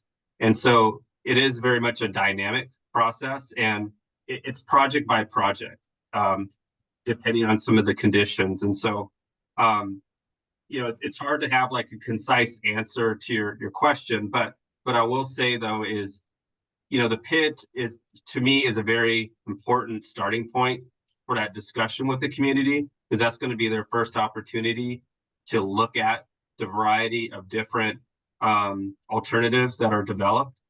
And that conversation has to make sure that it is continuous as it progresses into the environmental document. And hopefully, and this is sort of a goal, for that engagement to be continuous, when we program the document or the project, right? So when we fund it, hopefully nothing is new to the community, right? That's really what we're striving to do. That's why you're seeing all these different components, and they all work together. The engagement portal, that's going to be a really critical tool that's going to capture the feedback from the communities, because different teams work on different parts of these projects. And so when you sort of do those handoffs, you need to make sure that everyone is on the same page. They're operating off the same information, and being able to centralize some of these processes, I think can allow for more of that opportunity to ensure, that it's a continuous process. Does that make sense? I hope I answered your question. No, that was helpful. I appreciate that. In regards to like the alternative development, if you don't mind, Chair, me asking a couple follow-ups. How will the districts know which projects to apply to? I know you said it was on a project by project. What does that process look like? Will the guidebook that you're developing give guidance as to what kinds of projects should have a multitude of alternatives to be analyzed? And just before you answer that, Chief Flournoy, I'm gonna say that should be your last question for now, because I guarantee you, Member Van Vliet, everyone's thinking of the same things that you're thinking. So I want to make sure I get around to everyone after this question, and I'll come back to you once, if that's okay. Yeah, so we have guidance around how to develop alternatives, and I don't have that committed to memory. But what I will say is that when you think about what's guiding those alternatives, it's really the purpose and need. And that's one of the things that we're going to want to spend a little bit more time and attention on, because if a project has a good purpose and need statement, that should be guiding the alternatives. If you start with a bad purpose and need, and I don't want to say like what's a good and bad purpose and need, but if you have a purpose and need, that doesn't allow for a variety of different modes, for instance, and you're sort of cutting yourself off at the knees in terms of, the alternatives you can explore, that's going to, I think, impact some of those conversations I think you're kind of referencing. And so it's hard to kind of point to one thing, but hopefully when we're developing the PID, we're doing the community engagement, we're really sort of understanding what's the problem that we're trying to solve for, right? And kind of getting back to how do we solve it? So, but yeah, I appreciate the question. And I'll also just add, Member Van Vliet, Torres Van Vliet, throw your follow-ups into the chat so that we can at least have them. And if time permits, I'm going to come right back to you. Member Martinez, did you still have a question? And if you could unmute, please. Okay, am I unmuted? You are unmuted. Go ahead. Okay, great. Well, I first want to thank the presenters and thank you for this fantastic information. This is a very big thing. I've been an advocate and an accessibility and ADA professional for many years, and I've communicated with Caltrans for lots of reasons. And this community engagement piece is very, very important and going to be extremely useful and appreciated by a lot of people. I want to acknowledge that here in District 1, we have our planning coordinator, which is great, and B, I have worked with Complete Streets and other entities here at Caltrans District 1 to work on what engagement with people with disabilities is, how to conduct public, accessible meetings, working on actual entities to contact when it comes time to do public engagement. High schools and universities and, the disability student resource centers and senior centers and various constituencies, so that parents and children and elders and employees and anyone with a disability is going to know about, potential opportunities to engage with Caltrans. So I just have to say that I think that in District 1, we're working on that, and it's really wonderful to have such a relationship with our district. And for everybody to be so interested in community engagement and in folks knowing projects that are coming up and how to best give input on them.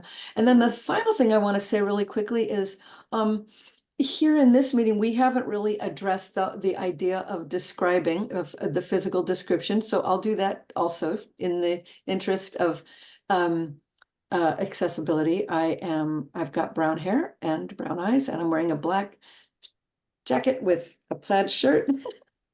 And yeah, thank you for that. And I just want you to know that this is great, great, great.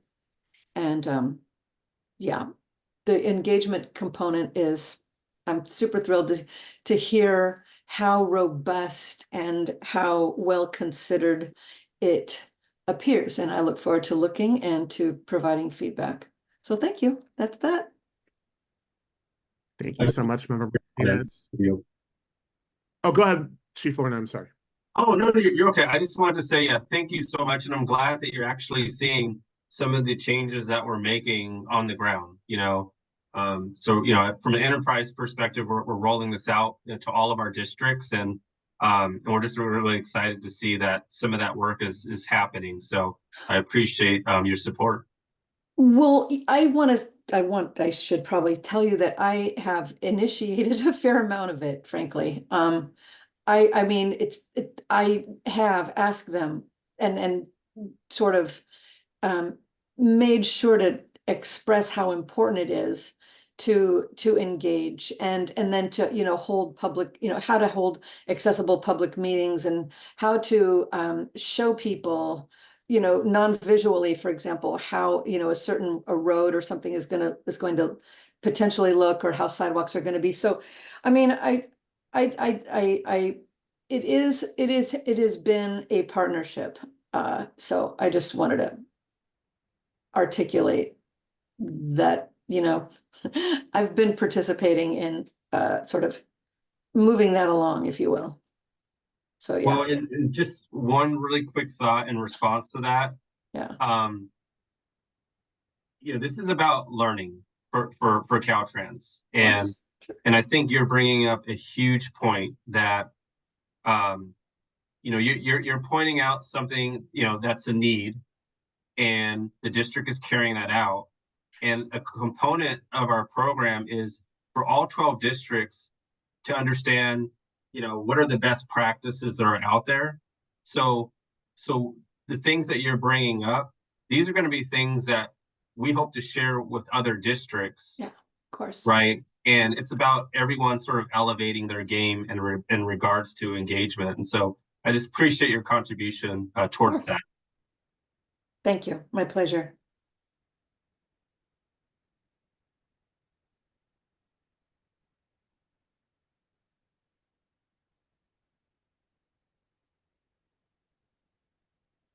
I didn't turn on my mic. I apologize. Thank you both, Member Martinez and Chief Flournoy. I'm handing it off to Member Villegas Walker, also known as Cousin Walker. Thank you. And excellent presentations. Thank you very much. Greetings from District 11 down here in San Diego, Imperial counties. Very excited about the new district coordinators, the launch of the project delivery system. But I really want to kind of get some information with regard to a phrase that was used, and that was harms of the past. Because this is very prospective, right? Very forward-looking, and that's truly exciting. But we also heard at the start of your presentation that there are 7 phases to a project, and it can take a really, really long time for projects to be not only the planning, but the building phase, the environmental review, all of that can really take a long, long, long time. So my question is, please help us understand if changes are possible for projects that have been in the pipeline for a really, really long time, because I think that that's part of what our concern and our frustration maybe as a committee has been. If we look at like the expansion of the I-15 or other projects like that, intuitively we know that those have been built into a step somewhere or other planning documents for a very, very long time. And maybe the answer is you really don't have the opportunity to change that project. But if you could kind of comment on that so we know and we can be realistic about the impacts that we can have as a committee in this planning process, that would be appreciated. Thank you. Yeah. Wow. So that's a really good question. Yeah, as I had mentioned before, ideally, we want to make sure that this work is being done as early as possible. I think you're bringing up an interesting point and a valid one, you know, that there have been projects or are projects, you know, that have been, you know, in development for a long time. And how do you sort of reconcile, you know, where those projects were versus where we are now? And it's a complicated question to you know, answer just in one response. And we do have an aspect of our program that is helping to answer that question. And we'll be more than happy to come back and maybe provide some details on that. It does tie back to the Caltrans system investment strategy that I was talking about before, right? Where, you know, we're leveraging some of these metrics to really sort of understand, you know, how do we sort of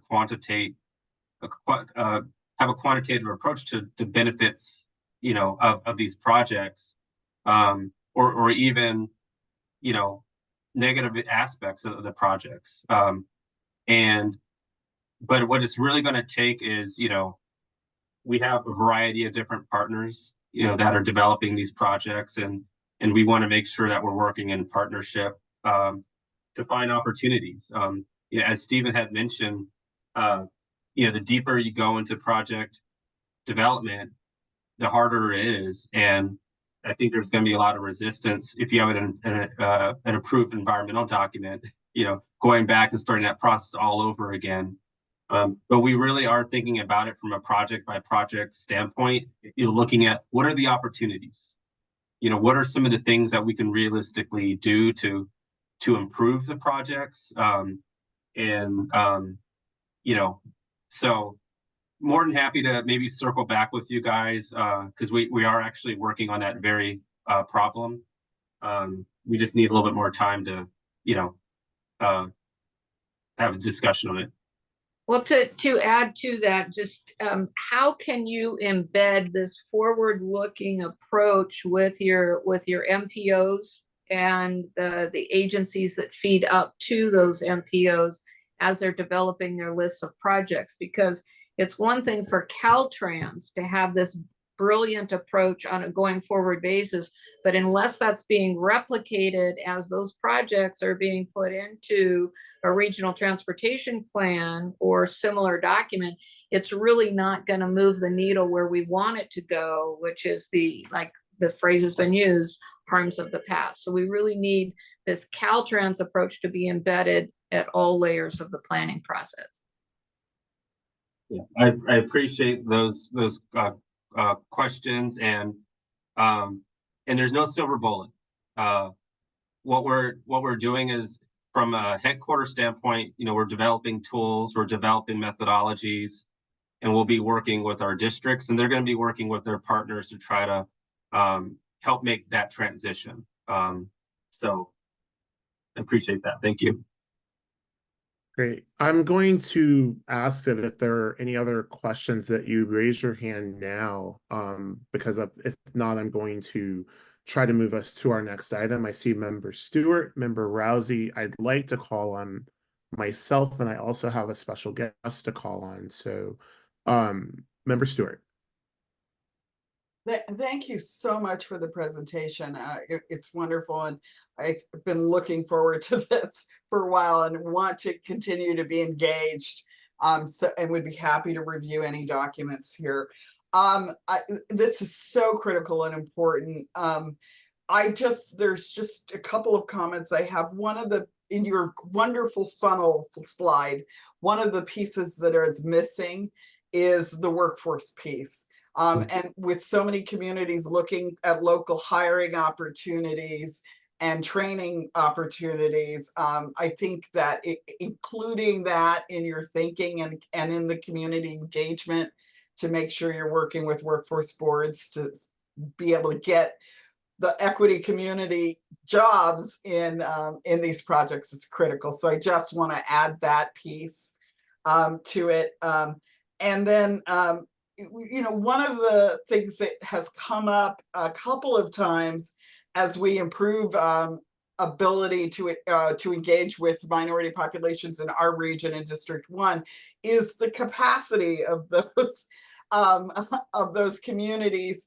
And in many cases, they want to know, like, what is the meeting I can't miss, as opposed to all of the meetings. And so I think, I think that there is in here, the continuous engagement is critical, but as has said earlier, there are places where the project description stops changing and the approval documents stop. So making it clear that early engagement is still critical, because by the time you get to right of ways, you're really only talking about implementation. So I think that figuring out how to stress that with communities and get their early engagement. I think about to Member Walker's comments, when we talk about the harm of the past, there's so many projects that are still in the pipeline that are beyond their planning phase, that will be being rolled out over the next 20 years where we haven't had robust engagement. So like figuring out how to do an action plan for those. And then my last point is just on the slide of what's available to each member of the public versus Caltrans facing features. I think it's important for members of the public to be able to see comments and engagement that has already occurred. And so if there is some way to have a public facing feature that lets people know the conversations that are going on, I think that would be important. In many places, if people have seen their voices already being amplified, they can just say +1 without having to write detailed comments. So it would be good to be able to have that transparency into the conversations that are coming, and be able to create a rapid response so there's less misinformation. Oftentimes when we say, oh, it's a 45-day comment period, and people are commenting, but they don't get their comments responded to till the end, that's 45 days potentially of misinformation, reverberating through the community. So if there was a way to get some daylighting on that, I would encourage you to think about that. So, and once again, just really thank you. I think the only other, I'm sorry, I know I've got a few things that I'm about to get cut off here, But the other thing is, I think that with the training modules, it's important to be able to not only train staff, but to be able to have the community participate in that training so they're aware of the model that you're using and when they come into the meeting, because models change for every different project engagement. So being able to have some of us take that training along with you, so we know what staff is thinking and where they're coming from, I think is really valuable. Thank you so much. Thank you for those comments. Appreciate it.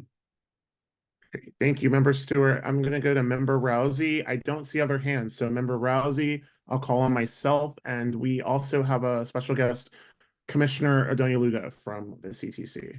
Member Rousey.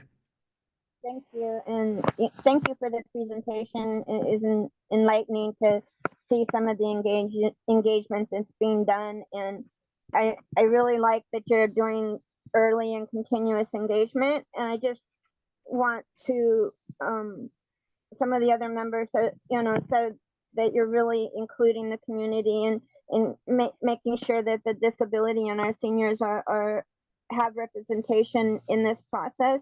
I just want to reiterate that the importance of it, because a lot of our roadways and local transits and stuff impact our disabled and seniors in a way that doesn't always have good outcomes for them. So this engagement is so important so that they have an understanding of what changes are going to happen in their community.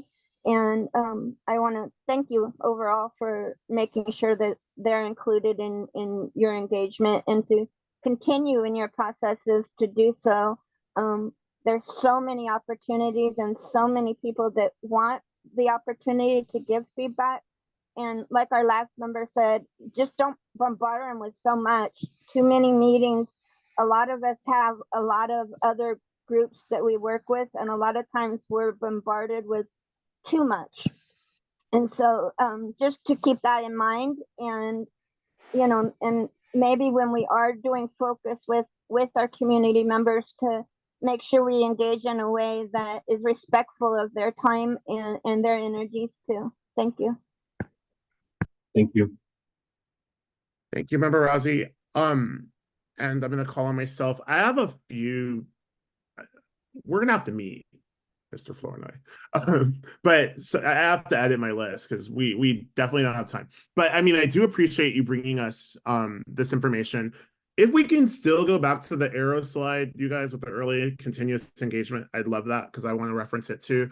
But I'll start with the district community engagement coordinator piece. I think that Ms. Rosen spoke that these folks won't be leading the engagement, but they'll actually just be trying to ensure that the approaches being taken are consistent and incorporating as many voices as possible.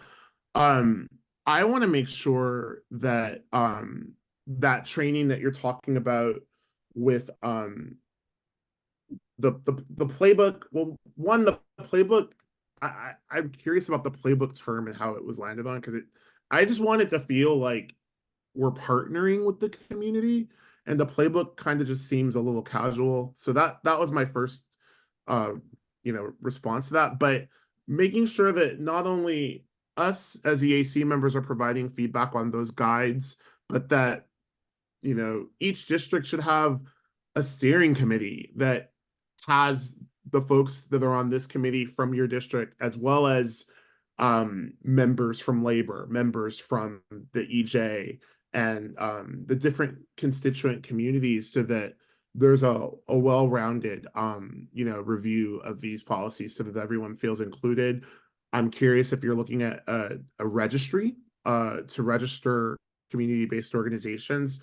That's something that LA Metro has been doing with their equity and race office. You talked about MIG being the consultant that's leading this effort. I know that as state employees, you're all keeping in mind making sure that the pipeline to people being in these positions is reflective of what the diversity of our state is. But when this work is contracted out, I then wonder, what are those contractors' relationships with these communities, and making sure that that can still be connected. The engagement portal sounds really exciting, but I know that my mom, being 76 years old, won't be finding that engagement portal, or if she finds it, she might not be able to navigate it. So still wondering how you can make sure that that effort gets out to folks that are impacted by the digital divide. And the 7 areas in the slide for a project from beginning to end, I think my biggest critique of that arrow is to say that there's early and continuous engagement, and then we get to when the project comes to approval and there's different stakeholder positions. I think that that arrow right below that should be what community engagement looks like in all 7 of those areas. Maybe an arrow above it that says what those 7 areas look like in a region, or in a particular RTPA or MPO, so that we are building in the knowledge about these processes at the time that it's necessary to get that input. So that's my it's a lot to respond to, so I don't want you to feel like you have to, but we'll be talking over you know, the months that we're here, and I appreciate your work. Commissioner Lugo.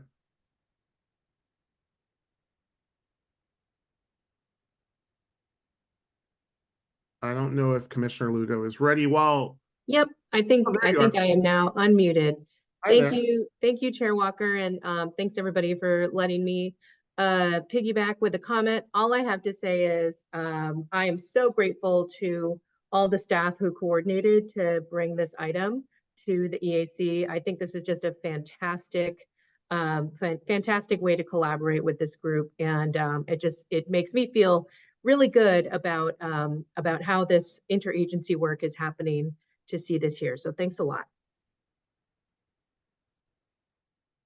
It's yo person's work, and definitely really appreciate you all. Public comment for this item. Chair Walker, we do have one attendee wishing to make a comment. Fanny Guzman, you're free to speak. Hi, thank you. Good afternoon, everybody. My name is Fanny. I'm going to describe myself. I don't know if you can see me, but if not, I'm wearing my hair up in a ponytail. My hair is blonde on the top, black on the bottom. I'm wearing a red and white kufiya and wearing a blue and white sweater. Thank you, Peggy, for teaching me this new practice of describing in order to make it inclusive for others. I just want to say I appreciate the intentions with equitable inclusivity of the communities that are most impacted directly and indirectly by the transportation projects. But I feel the need to express that the practice of equitable translation needs to be done more in practice and less in written reports that collect dust. In the last meeting that I attended in San Jose with the CTC, I witnessed how language justice was not practiced. I highly recommend to include language justice, meaning to truly practice equity. We need to ensure monolingual speakers can have their message clearly translated word per word and not have an interpretation that doesn't translate the message, losing the meaning of the community member's message. And I also agree that there is a need for a steering committee to ensure the inclusivity of the most impacted community members in each of the sections. Again, it needs to be practiced and not just in a written report where it's collecting dust and not being practiced. Thank you. Thank you very much. Oh, yes. Clerk? Chair Walker, I just want to say there's no other members, no other attendees wishing to speak. Great, thank you so much. Thank you, Fanny Guzman, Miss Guzman. So with that, one, I think we need to uplift member Vice Chair Armis Kelly from attendee to panelist. She is here. And with that, I really want to thank staff for your presentation and look forward to engaging around this, both in this space and as well with briefings with less than 2 people so that we're not violating any rules. Thank you so much, Chief Flournoy and your team. We're going to take a break, and I know that we're running a little bit late now, even though we were early before. We're going to take a 10-minute break. We'll be back at 2:45. When we return, we'll continue, or we'll be on item 8, I'm sorry, which is an update from 2 members of the community that will talk about ways that we can engage our community in addition to how Caltrans has presented their strategy. So 10 minutes, see you 2:45.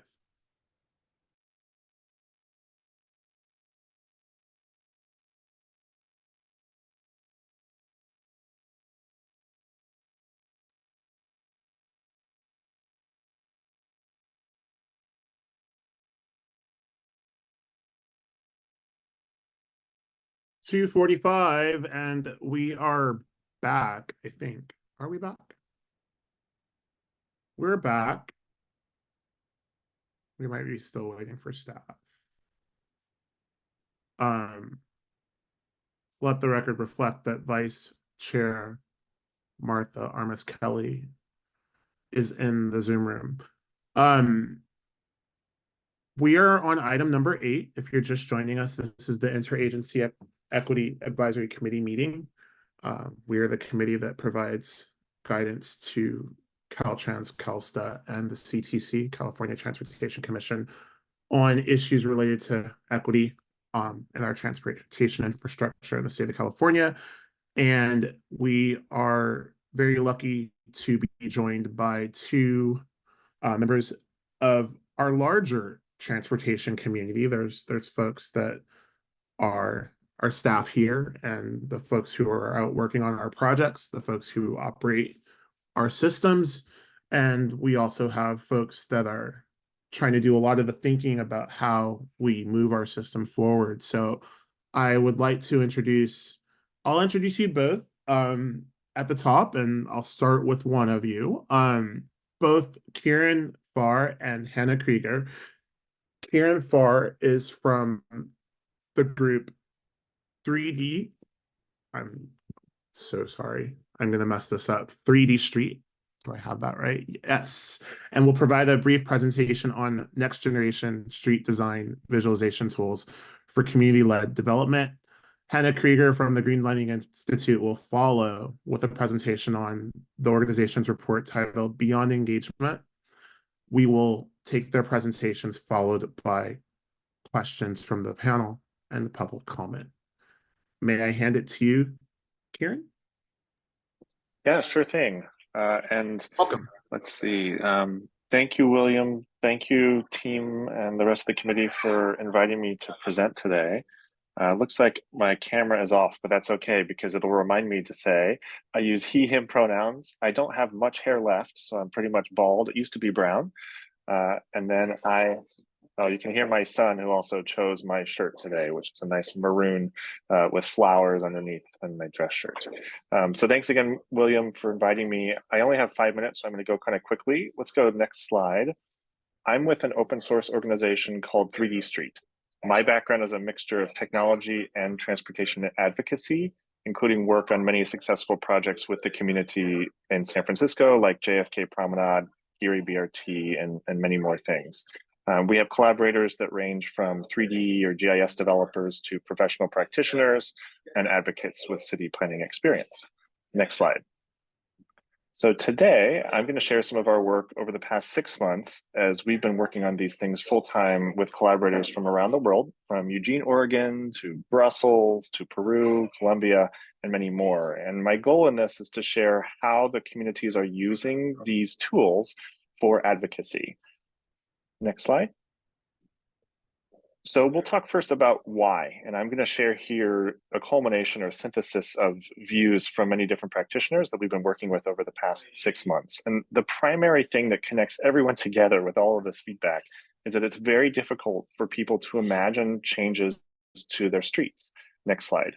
And the impact that this has on communities and the agencies is almost a negative spiral, or kind of this distrust feedback loop, where projects get pushback from the community because they don't understand them. That results in delay or watered down or even canceled projects. And then the agency loses trust of the community and vice versa. Next slide. And one way to visualize this is not perfect, but it's an attempt to kind of show one way to visualize what's happening here is there's very few opportunities for community engagement.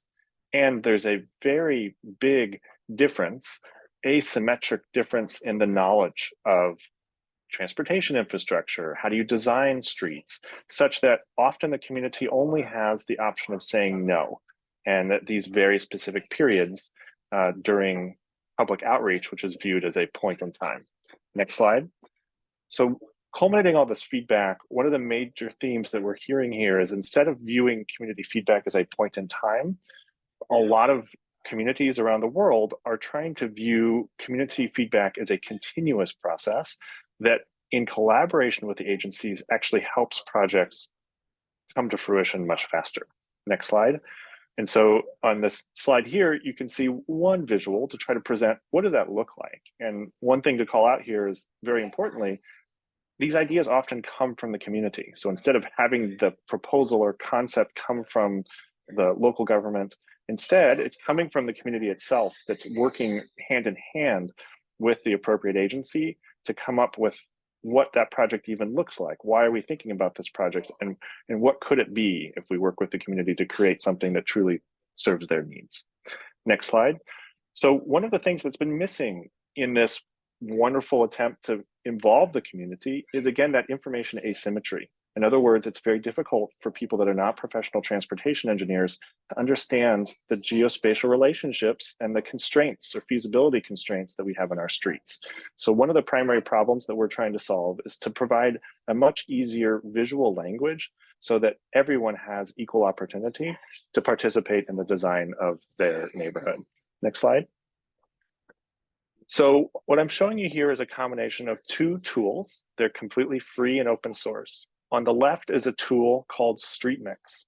I am not a member of that organization, but they're a very close partner of ours, and many of the organizations we work with use StreetMix. On the left, that is showing how you can modify a cross-section by just dragging and dropping different tools, such as a driving lane or a bike lane or a turn lane.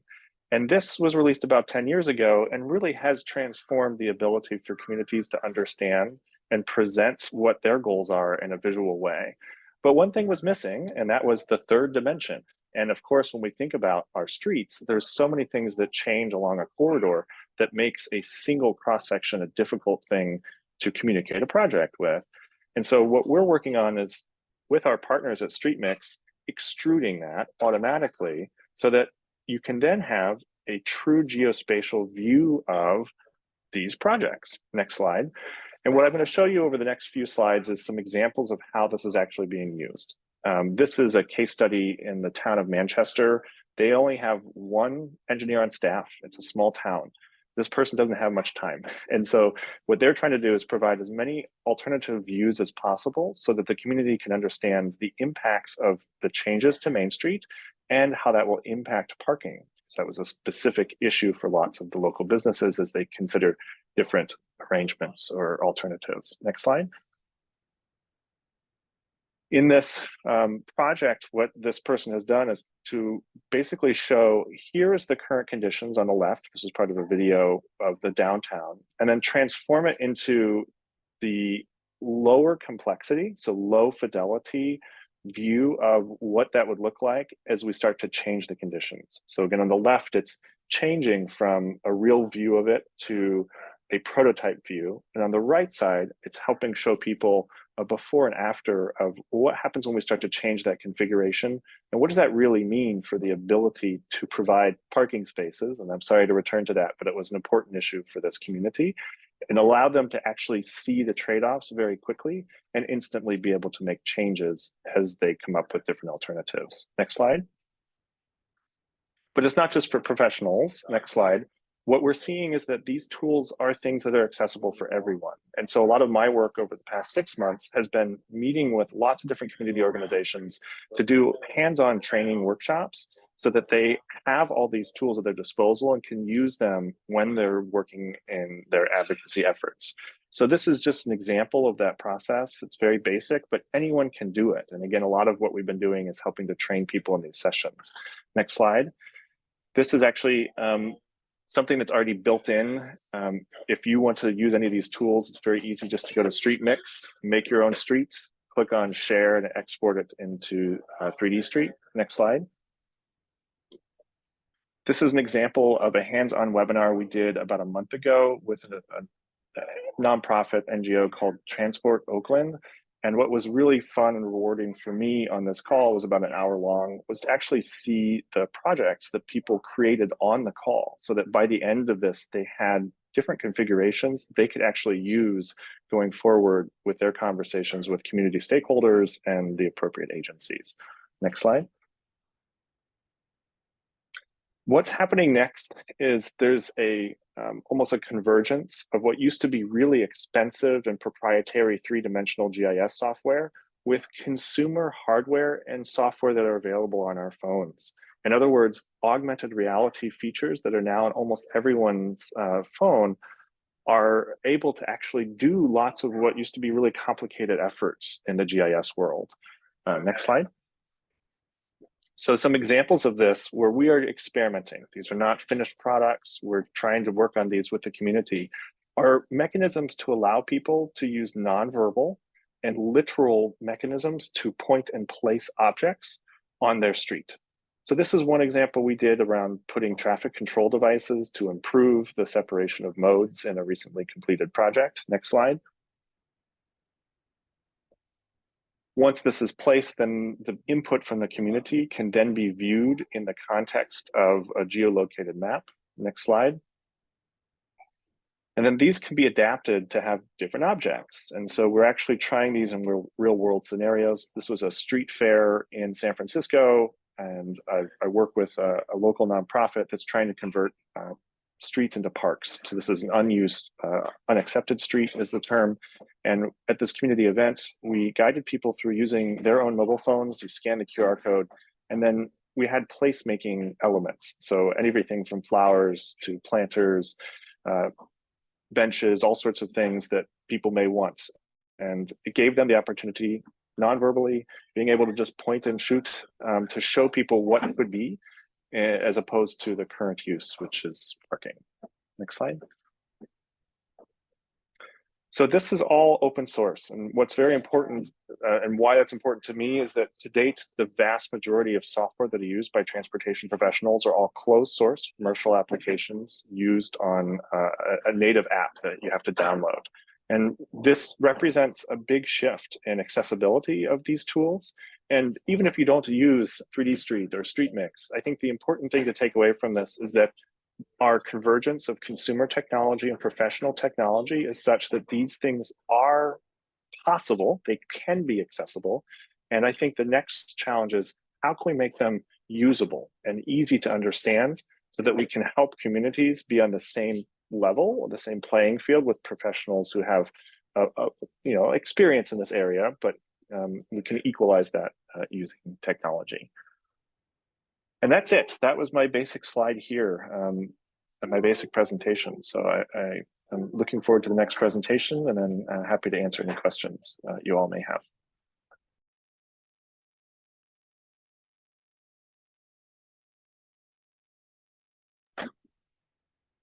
I think, let me put on my mute, sorry.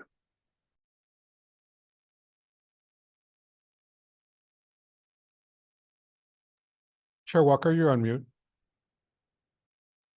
My apologies. I would like to hand it to Ms. Krieger, please.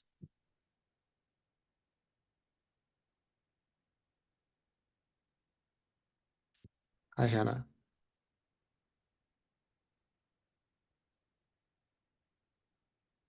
While we wait for, oh, Hi. Hannah, you might be muted this time. I was indeed, that Friday brain. I do see folks have questions, it looks like, for the previous presenter, so happy to let those be answered if there's time. Muted. I want to take them all together because we're just on a time crunch. I'm really sorry, but Oh, no worries. We'll have a joint question and answer for the both of you. Okay, that sounds great. I'll also need my video to be able to turn on. All right. In the meantime, I can go ahead and get started. So I'm Hannah Krieger. I have brown eyes, brown hair. I'm wearing a red shirt. There we go. Start my video. And I'm the Associate Director of Climate Equity at the Greenlining Institute. And I'm just super excited to be here today. I'm really appreciative of all the important work that you are doing here today, and I've been really enjoying being able to listen in the last hour or so and get a sense of what you all are discussing. Next slide, please. So I'll just share a little bit about the Greenlining Institute. We are a research and public policy nonprofit that has been advocating for racial equity and economic justice for over 30 years. My work is primarily focused on clean transportation equity, mostly in California, but increasingly national and federal work as well. I was excited to work on this report with Tamika Butler, who could not be here today, who is a national expert on public policy, the built environment, anti-racism, diversity, and inclusion. Next slide, please. So just a super brief overview of what I'll share today. I'll give some background on why we conducted this research. I will share the principles themselves, and then I will share their application to this Equity Advisory Committee, and then happy to answer any questions. Next slide. So just to get into the background of why we conducted this research. Next slide. So we all know there has been a historic level of federal investment in transportation and other infrastructure projects, and billions of these dollars are going directly to state departments of transportation across the country. Yet research is showing that these dollars are largely reinforcing historic patterns of disinvestment and harm to BIPOC communities. For example, a new report found that more than half of the federal IJA dollars have gone towards resurfacing and expanding highways, and just 1/5 has gone to public transit. This is due to the fact that, yes, while there is so much more federal funding at play, there's no real requirements or incentives for states to do anything but business as usual. Next slide, please. And so to break this cycle, state departments of transportation must deliver more equitable and sustainable outcomes that guide better transportation investments in a way that reflects community needs. Next slide. So Greenlining and Tamika Butler interviewed and surveyed nearly 50 stakeholders from across the country, with the goal of helping community-based organizations and state departments of transportation better understand how can we all productively collaborate in order to advance more equitable transportation policies and programs. Next slide. So I'll just share a quick overview of the principles. Next slide. The first is advance equity beyond just engagement. And again, I'm going to dig into all of these with examples in a second. The next is adapt equity strategies based on the political context. The third is embrace the wide array of community expertise to work across sectors. The fourth is elevate and share stories. And the fifth is refer to the experiences and lessons learned of others. Next slide, please. So, of course, I'm only giving you all a teaser. There's a whole report full of examples and recommendations, and I'm only sharing a few examples within each principles. So first, advance equity beyond engagement. I know I don't need to tell this group, but we all know here that equity is much more than just community engagement. We emphasize the importance of procedural equity, such as the establishment of an equity advisory committee. And of course, we cited the example of this Interagency Equity Advisory Committee as a best practice in the report. Another recommendation is providing consistent platforms and meetings to help community-based organizations navigate and understand which of the many program guidelines, updates, budget processes, and programs may be the top priority for them to engage on based on their needs and interests. As an advocate, I can say it is so difficult for me to understand, like, okay, which of the 10 programs should I spend my time tracking? Another strategy is operationalizing administrative equity, which I know sounds like probably the most boring version of equity, but it's really important, right? Especially in the context of contracting with and compensating residents and community-based organizations. Next slide, please. The next principle is adapt to equity strategies based on the political context. Now, we made this resource with a national perspective, not just a California perspective. And so while some state departments of transportation like California are absolutely ready to advance equity, other states are not even close to being there yet. But regardless of your political context, what will help make that case is having the data to prove that action is needed. For example, one key strategy is requiring public agencies to transparently track and share how their transportation investments are providing a range of benefits to impacted communities. This should include benefits such as health and economic outcomes, as well as the procedural benefits such as community decision-making.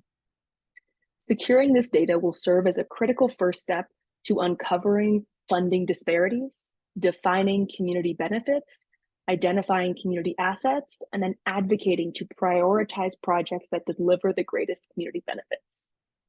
And from a political perspective, most stakeholders would agree that transparency, accountability, and oversight of public funds is a very worthwhile effort. Next slide, please.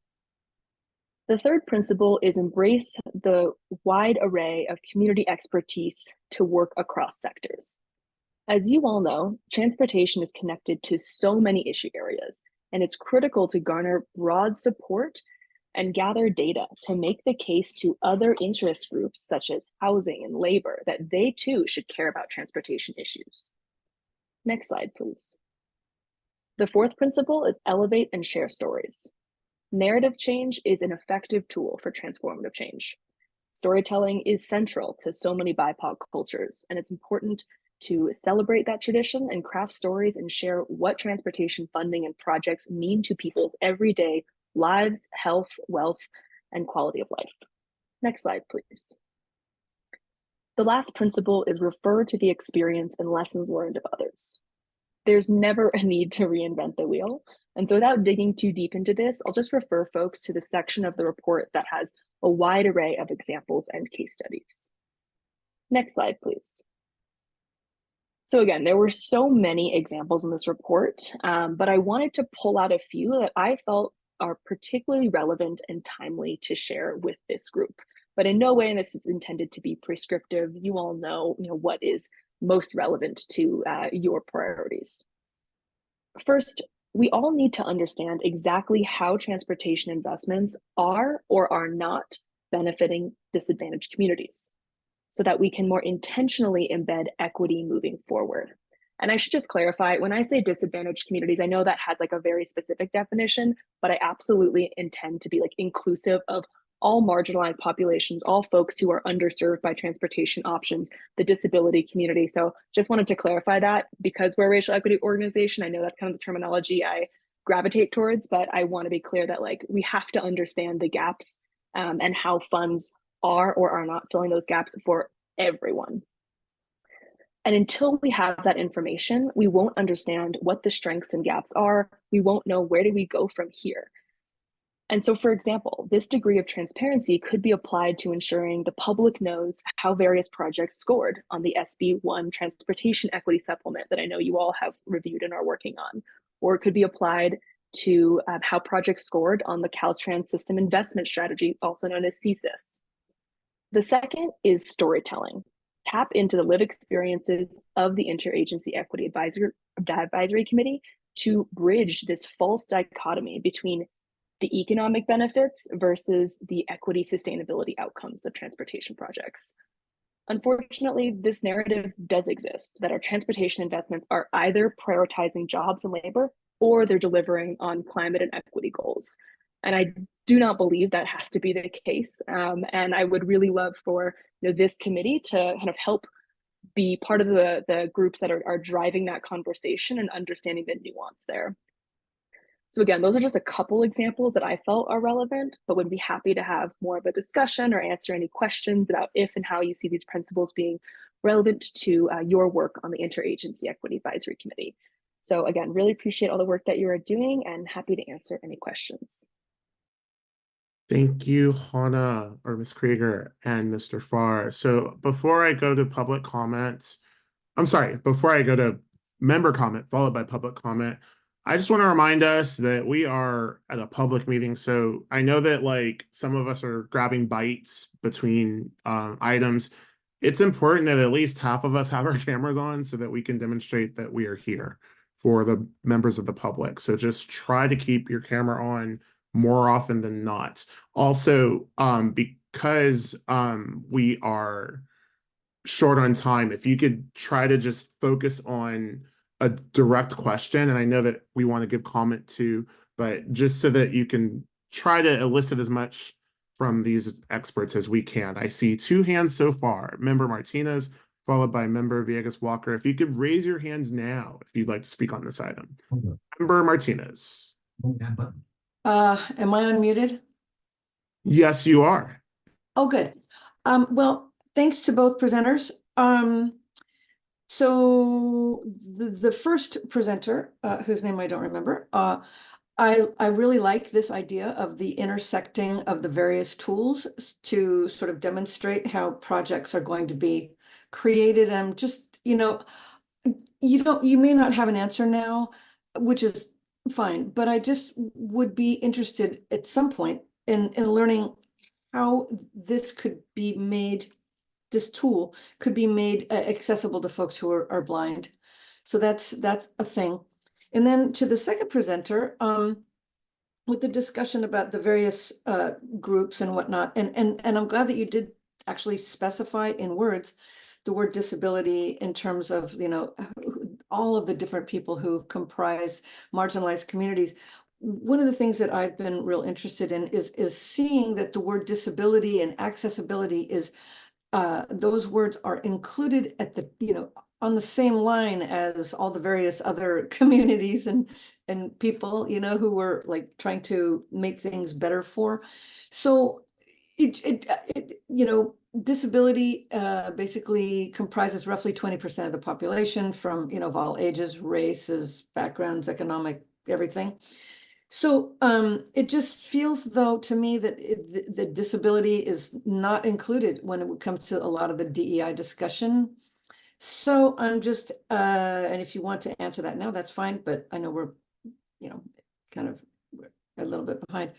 So yeah, I mean, can you say whether the word disability is included in a prominent place in all of your literature and your informational collateral?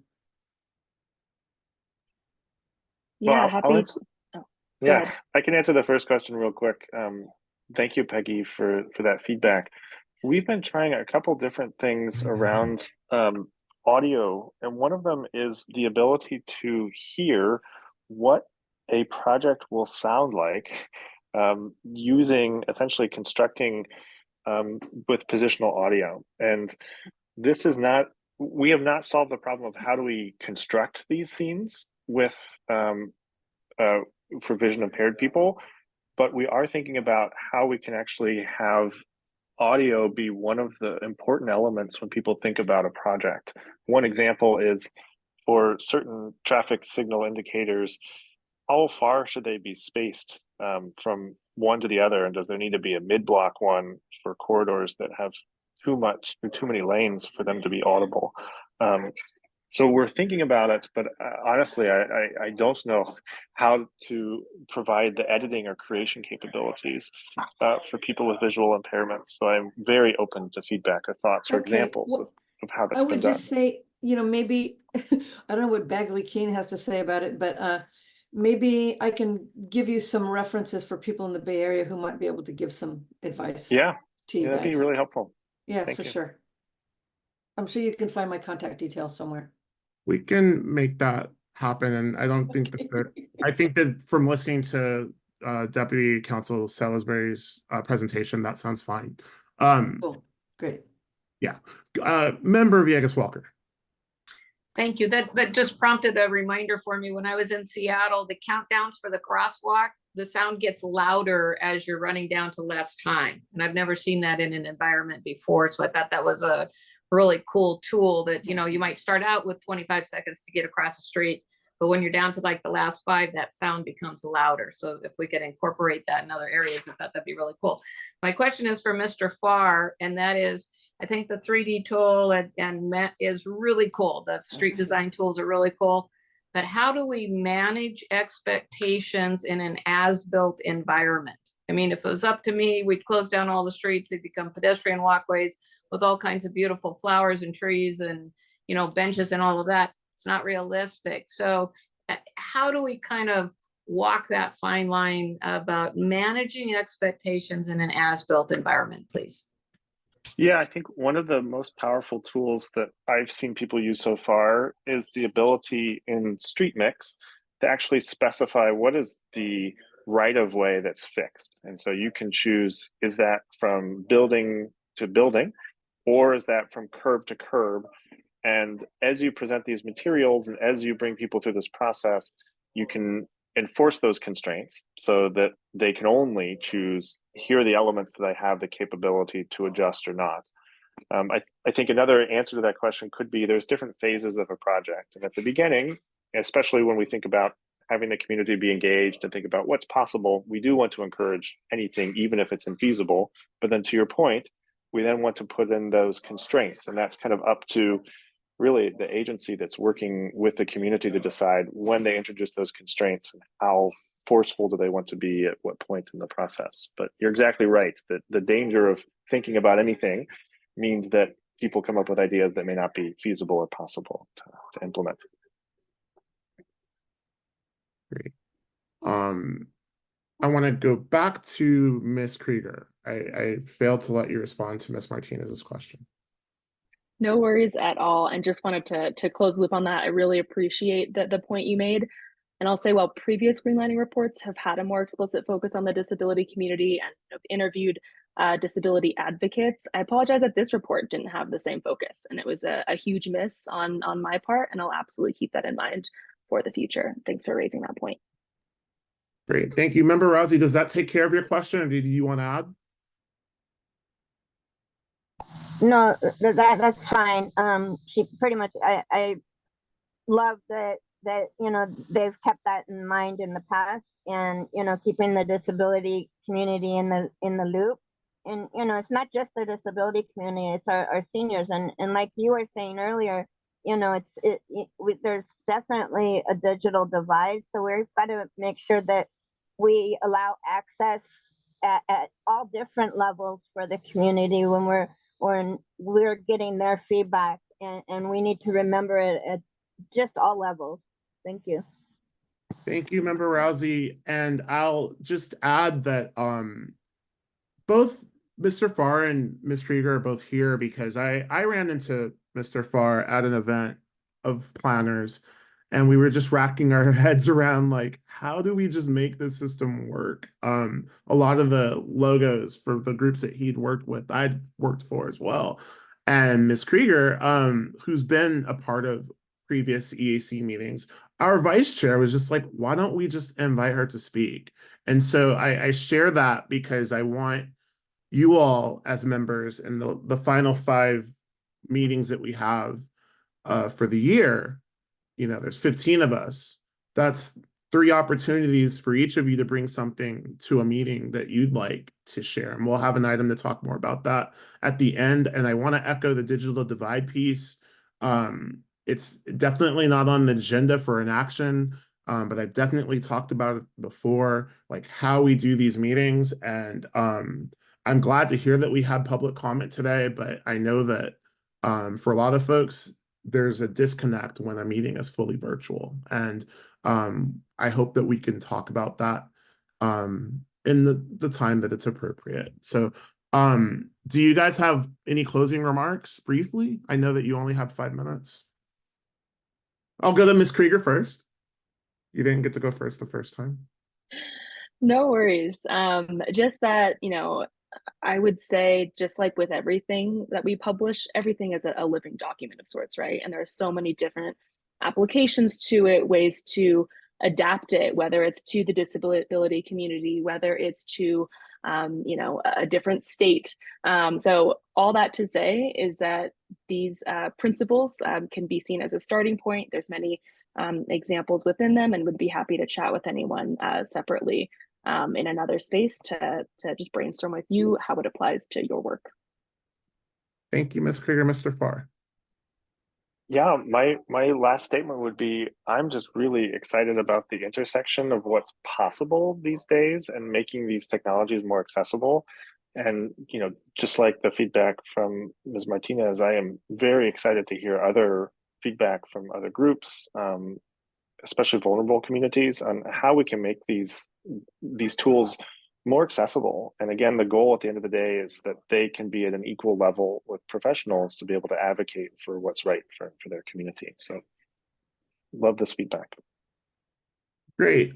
I didn't realize, so I saw a hand and it went away, but let me go back to Vice Chair Armis Kelly. You had a comment. I apologize. Thank you. I just wanted to say that on the gentleman that presented first, I really like that whole concept of being able to be interactive. Are those applications available in other languages so that other folks that don't have and we're talking about access and are there other possibilities for those that are handicapped, that are disabled, that could use not just blind but also hearing impaired, or if there's any other applications that would be able to, you know, assist or accommodate those that have that need? Yes, yeah, Street Mix is available in something like 10 plus languages. We have not internationalized or provided different languages yet for 3D Street, but it's definitely on the table for what's coming next. And then for accessibility, I'm also exploring this journey of how we make 3D authoring accessible. And the honest answer is it's hard for anyone, for everyone. And so I'm very open to this, but I'm also learning as I go along. The best example I have so far is trying to make these accessible on different devices and different modes. And so although sometimes augmented reality or virtual reality is kind of a buzzword, I do think that does open up a lot of capabilities for people to be able to literally use their body to indicate, here's what I'm thinking about, here's what's on my mind, here's where I would like this object, or how would it look like that. But I'm exploring this too, so I really would appreciate any ideas, feedback, thoughts, people you can connect me with to continue researching on this journey.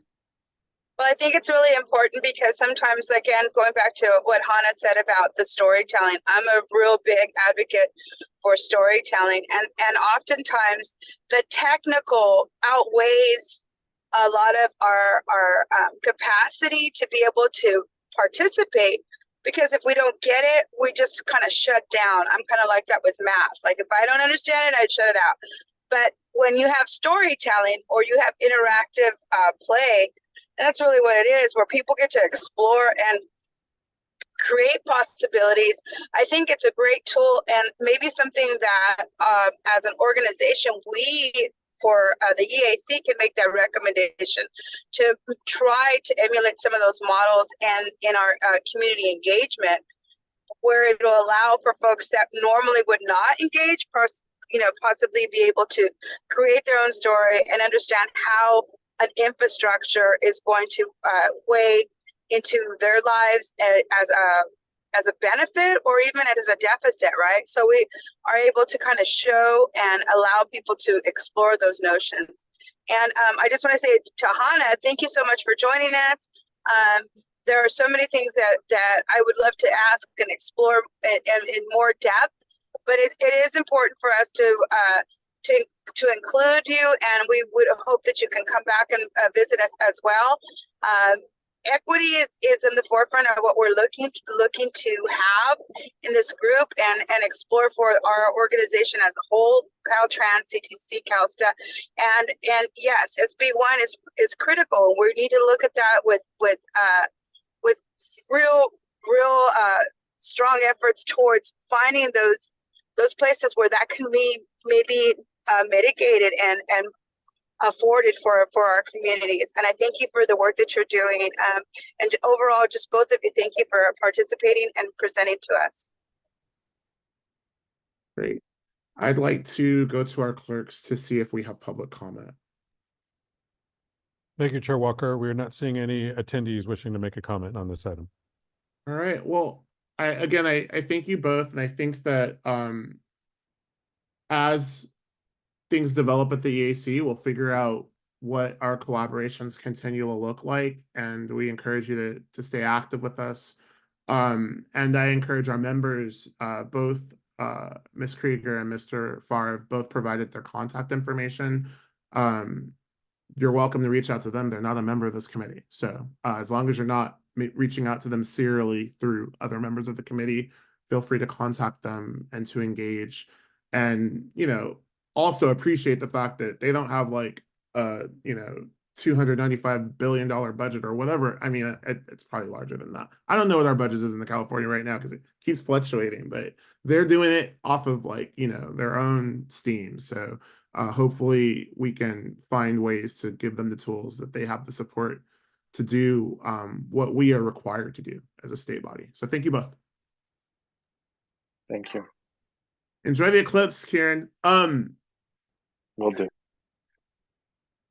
We are now on item number 9, which is for the Caltrans excess lands presentation. So if you've been following along, we've had members of the community in Los Angeles, South Pasadena area have been attending a number of our meetings and a number of CTC meetings to present information from their perspective about what they'd like to see happen with the excess lands process. We've also had presentations from staff at our last meeting, as well as at previous CTC meetings on the excess lands policies of Caltrans. So I believe we have Miss Carolyn Dabney from staff who we've engaged with. I don't know if you were at the last meeting, but we've definitely engaged either at CTC or one of our meetings.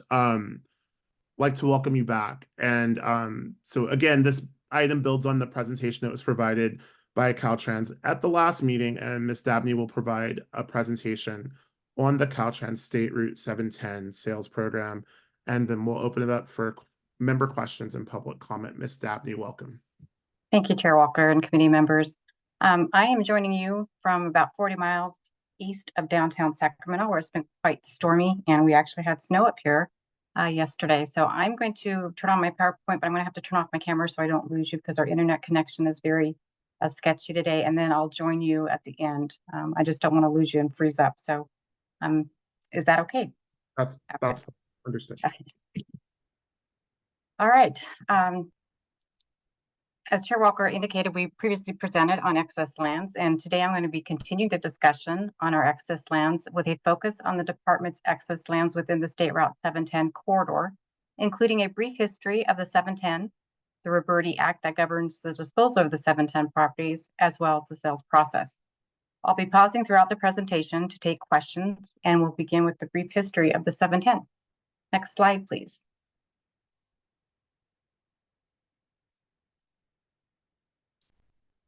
The State Route 710 closure gap was a proposed surface extension project to close a 4.5-mile gap on the State Route 710 to extend the freeway through Pasadena to connect to the 134 and 210 freeways.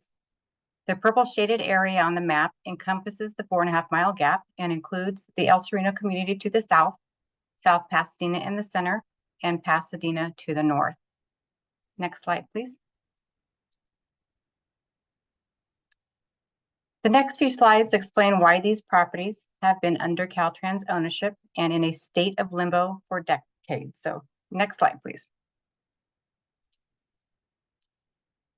Beginning in the 1950s and continuing through the early 1990s, the department acquired approximately 460 properties under hardship protection at the request of property owners in anticipation of being impacted by the proposed closure gap project. The proposed project was opposed by affected cities, leading to a new proposed westerly route, which was later determined infeasible in 1973. The project was then subjected to multiple lawsuits over the next 3 decades, leading to a preliminary injunction by a federal court in 1999. That injunction prohibited the department from expending any state or federal funds to construct any portion of the 710 or to acquire additional properties for the proposed project. However, the injunction did not prohibit planning efforts for the State Route 710, which resulted in many of the 710 properties being left vacant and sitting in limbo as the department began studying several project alternatives, including a surface route and bored tunnel. Then in 2013, Senate Bill 416 prohibited any surface route from consideration, and the final EIR, released in November 2018, selected what is called a transportation system management and transportation demand management as the preferred alternative. Next slide. While the State Route 710 planning efforts were ongoing, Senator David Roberti introduced the Roberti Act, which became law in 1979. The Roberti Act governs the disposal of surplus properties within the State Route 710 corridor. Its purpose is to preserve, maintain, and expand the supply of affordable housing. The Roberti Act established priorities and procedures for selling properties. It requires the department to sell properties in a specific order of priority.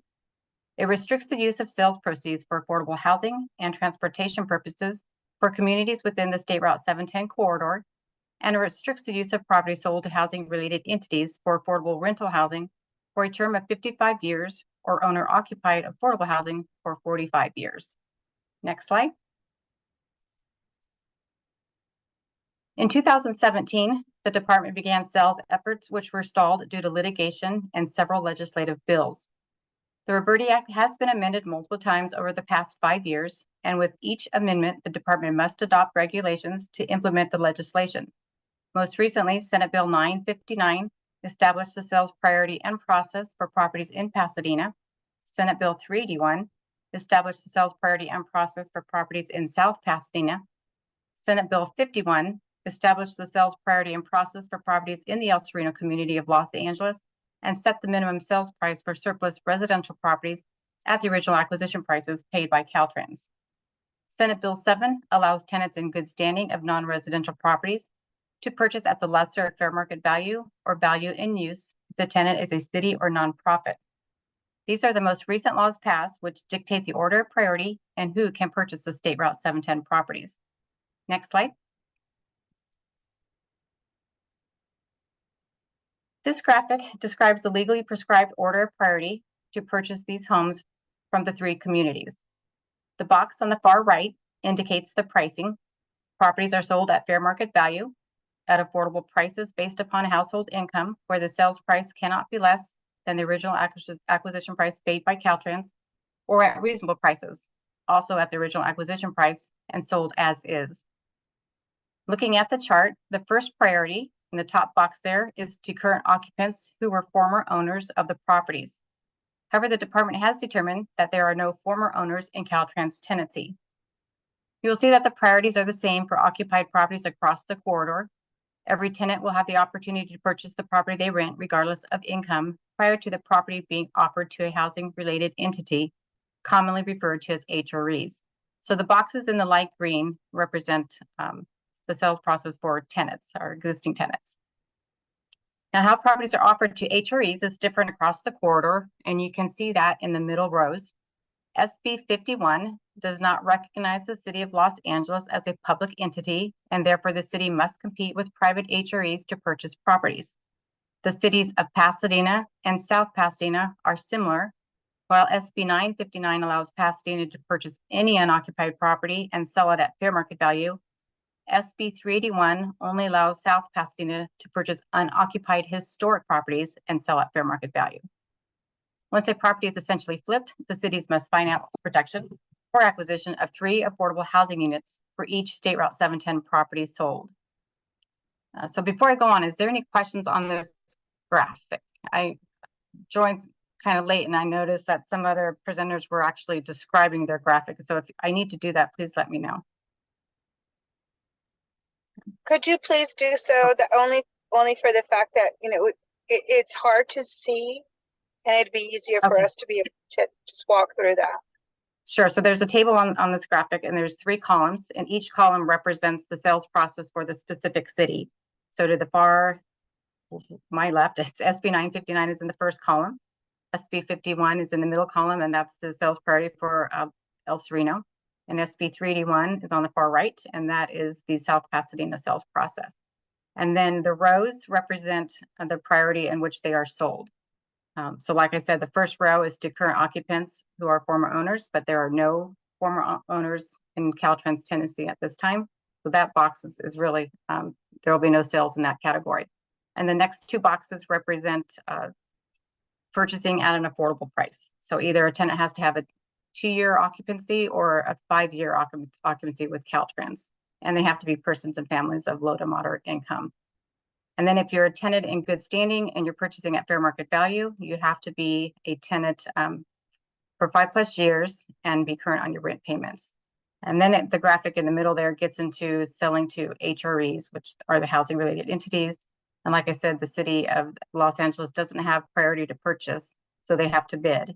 And then in the lower boxes, where we get back into the orange category, the tenants will again get a second bite of the apple prior to the properties being offered at public auction. So if they don't purchase the first time around, they can have a second opportunity, and there's no occupancy requirement at that time. Whereas the first one, they had to have 5 years of occupancy to buy at fair market value. The next bite of the apple, they don't have to have that 5-year occupancy term. I have a question. So, Sure. I'm sorry. Vice Chair, I just want to, I know that like you have a question. If you could throw it in the chat and hold it. I want Miss Dabney to get through this presentation because I think they're going to be a lot of questions. Surely. I do see your hand. Throw your question in the chat for now. Go ahead, Miss Dabney. Okay, thank you. And then after it's offered to the tenants, and if the property is still available, it will go to former tenants in good standing, and then that's followed by going to public auction. Okay. All right, we can move to the next slide.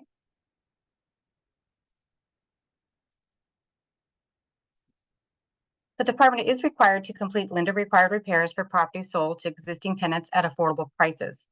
The initial sales proceeds are deposited into the State Route 710 rehab account, and it is these funds that are used to pay for the lender-required repairs.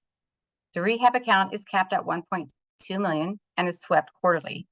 Funds exceeding $1.2 million are deposited into the state highway account, and it is these funds that are then allocated by CTC to fund late-tip projects prioritized by State Route 710 local communities in consultation with LA Metro. Next slide. Okay, I'll pause here real quickly if you have any questions on what I've discussed so far. Vice Chair Armas-Cully. You may go ahead. Yes. So in these situations where you have these affordable housing units available, whenever there's like a self-help program or there is some type of HUD funding or monies that when it's federal funds, which is, we're looking at in government, is there any kind of program that you are working with that is making this accessible to those that are going to want to purchase? Because, I mean, even us as persons that are not living in these units, it's formidable to buy a home, let alone when you're in a disadvantaged state. Are there tenants or some type of Well, for our existing tenants, we're currently working with CalHFA that has developed a loan program for the tenants, which offers, no money down and a competitive interest rate. But when we sell to an HRE, they work with HCD and the programs that they offer. For instance, we have awarded several properties, and SGB Habitat is working with HCD's program called the Cal Home Loan Program, which gives, I believe, $30,000, zero interest, and it's for a term of like 30 years before it has to be paid back. So they are working, the HREs are working directly with those programs. But as far as Caltrans, no, we're just working with CalHFA to have a loan mortgage product available. And I can understand why. I mean, we're basically following what we can do as far as making sure that the sale or using that Roberti, right, the Roberti process. And then thereafter, it's really the onus of responsibility is on those that end up having that purchase. And I want to be clear about that. So because the last time that we had that discussion, it was almost like we were expected to carry on and make sure that we facilitated for those that were displaced. that was a concern because there should be a real defined parameters of as to what our responsibility is. However, in light of that, then when we are having to encounter families that have been displaced in these situations, we need to be very upfront about what we can and what we can't do in order to not lead, I guess, mislead, or for them to be misled into thinking that our inference or our scope of potential change is limited, right? We only responsible for what we can do, and what we can't is really in the onus of those affordable housing departments that are actually going to do the apportionment for these homes. And our goal is no displacement. So even the HREs, when they purchase, they have to give the existing tenants the current, the first right of occupancy. So. I thank you for that clarification. Sure. Thank you, Vice Chair. I have a question, and I'm encouraging our members, if you have a question, to please raise your hand before I go to public comment and move on to the next item. I want to know, there are a lot of corridors that have been made state jurisdiction, and corridors that we've taken or we've relinquished back to local areas. And I think of Highway 14 in Santa Clarita. That's actually the state tried to relinquish it, and Santa Clarita actually said no.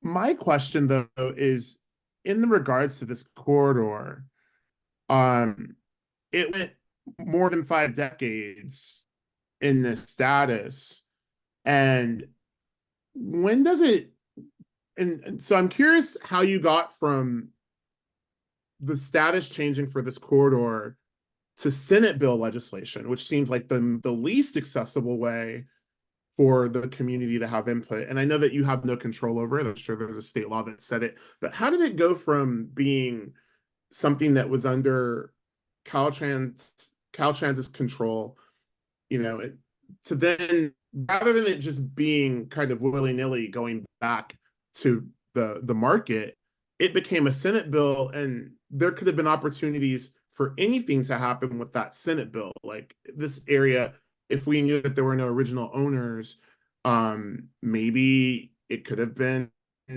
upzoned, maybe a transit corridor could have been put there.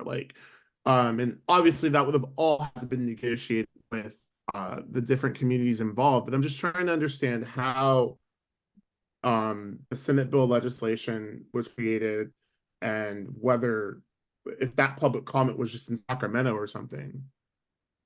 I really can't speak to how it originally got implemented. It was back in the 1970s, but I know it was a statewide Senate bill back in the day, because if you're from the Bay Area, you might be familiar with the Hayward properties that we had acquired and then sold them pursuant to the Roberti Act.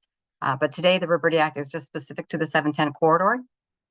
And again, there's, like I said, a recent slew of legislation that was introduced in the 2021, 2022 that revised the statute and also revised the regulations. And those were brought about by, I believe, constituents complaining about our original acquisition price, because under phase 1 sales, we had adjusted the original acquisition price for inflation. And Senator Durazo, in her bill, put the minimum sales price, clarified that it would be at the original acquisition price, and that got rid of the inflation adjusted pricing. So that's how we got into the additional legislation that was introduced in the 2020. Okay, well, I would love to talk about how moving forward, and I know that there just aren't really many more cases like this that are around, but who knows what could happen.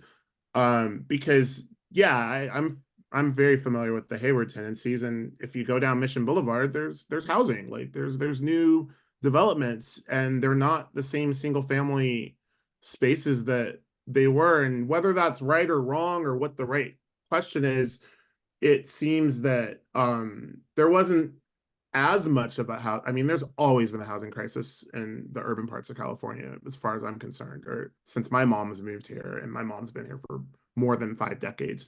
I think that we should really be thinking about how to have conversations about this with legislators, to be thinking beyond just, status quo, because, we have folks that need housing, and it just seems that something bigger could have happened than what happened, and something that was reflective of community input from all sides, and not just folks that have access to legislators. But I don't know the whole story, and I don't want to make assumptions, but that's just kind of my my observation, and I'm not expecting that you have to respond to that. You may if you'd like, Ms. Deputy. Well, let me finish. Let's go on to the next slide, and then we can take more questions. Sure. Thank you, Chair Walker. Okay, now we're going to discuss tenant eligibility criteria. Tenants desiring to purchase at an affordable price must meet eligibility criteria, which includes occupying the property as their principal place of residence for 2 to 5 years, meeting the definition of persons and families of low to moderate income, having no ownership interest in real estate over the past 3 years, and having a calculated affordable price with a positive dollar value. Tenants purchasing at fair market value must have occupied the property as their principal place of residence for 5 years, have loan pre-qualification, proof of funds, and be a tenant in good standing, meaning they are current on rent payments. The good standing requirement is not necessary for tenants purchasing at an affordable price. In efforts to assist our occupants in purchasing, the department adopted a regulation permitting rent delinquencies to be deferred until such time the property is later resold. The balance that is deferred accrues no interest. Next slide. This is a graphic of the sales process for current Caltrans occupants. It begins with a notice of solicitation inquiring whether the Caltrans occupant is interested in purchasing. Occupants have 30 days to respond, after which a request for documentation is sent to collect data to confirm occupancy term and household income. Occupants have 60 days to submit the requested information that will then be used to determine eligibility to participate as either an affordable buyer or a fair market value buyer. Affordable buyers must meet the definition of persons and families of low to moderate income, meaning the household income cannot exceed 120% of area median income adjusted for family size, or above moderate income, meaning the household income cannot exceed 150% of area median income adjusted for family size. If eligible, buyers will work with CalHFA for loan approval. That's if a mortgage loan is necessary. During phase 1 sales, 1/3 of the affordable buyers paid all cash and did not require mortgage financing. Once the affordable price is determined, the sales contract will be issued and the buyer will have 30 days to execute the contract. During the 120-day escrow period, lender required repairs are completed and the department will request CTC approval. Next slide. So the next slides demonstrate return of equity to the state and revenue gained by affordable price buyers based on actual sales. In 2018, the department sold 10 properties under phase 1 sales. This property was sold to a current tenant at an affordable price of $297,000 with a fair market value of $1.1 million. The property sold at 27% of fair market value.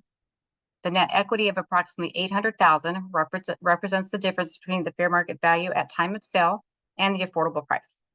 The $800,000 will eventually be returned to the state upon subsequent resale of the property and deposited into the Affordable Housing Trust account to be utilized by CalHFA to carry out activities for the benefit of persons and families of low and moderate income residing exclusively within the State Route 710 communities. Next slide. So this is a picture again of the same property, and today if the property was sold at fair market value is estimated at $1.4 million. This slide demonstrates that if the affordable owner of the property were to sell today, they would receive an estimated $300,000 in appreciation from the sale. Appreciation is earned at 20% per year until year 5, when appreciation is paid at 100%. Next slide. This is another phase 1 property that sold to a current tenant at an affordable price of $162,000 with a fair market value of $765,000. The property sold at 21% of fair market value. The net equity due to the state is approximately $603,000. Next slide. Today, the fair market value of the property is currently estimated at $1.3 million, and if it sold today, the owner would be entitled to 100% of the appreciation, estimated at $535,000. Next slide. And again, I'll pause for questions if you had anything on that, questions on the sales process. Any questions from members? You may continue, Ms. Downey. Okay, thank you. Next slide. Okay, so now we're going to discuss sales to housing related entities. Again, we refer to it as HRE. Both the cities of Pasadena and South Pasadena have priority to purchase unoccupied properties within their respective jurisdictions. The city of Los Angeles is not recognized as a public HRE pursuant to SB 51, and therefore they must compete with other private HREs. HREs purchase property as is at original acquisition prices and must bring properties to decent, safe, and sanitary conditions. Next slide. This process is for private HRE sales, which includes, again, the city of Los Angeles. HREs must apply for inclusion on the HRE registry to be eligible to bid on State Route 710 properties. Their application must include the entity's experience in providing affordable housing, the experience of its employees and management board, the number of units in the entity's portfolio, the entity's reputation as a provider of affordable housing, and the entity's stated mission. Bid requests will be emailed to all approved HREs on the HRE registry, and HREs will have 45 days to submit bids. Staff from both Caltrans and the Department of Housing and Community Development will review and evaluate the bids and then rank the top 3 bids for each property. Once the intent to award is announced, HREs will have 7 calendar days to appeal. HREs will have 30 days to execute sales contracts, and the escrow period is 120 days, during which time the department will request CTC approval. Next slide. As I mentioned, staff from Caltrans and the Department of Housing and Community Development will evaluate bids based on the following criteria.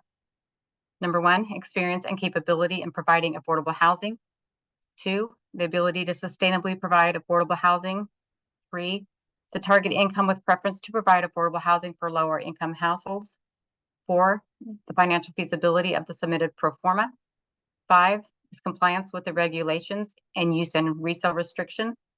6 is a rehabilitation plan. And 7 is the readiness to perform, meaning they have the financing in place and they're ready to close escrow. Next slide. HREs must utilize the State Route 710 properties for either affordable rental housing for 55 years or affordable home ownership for 45 years.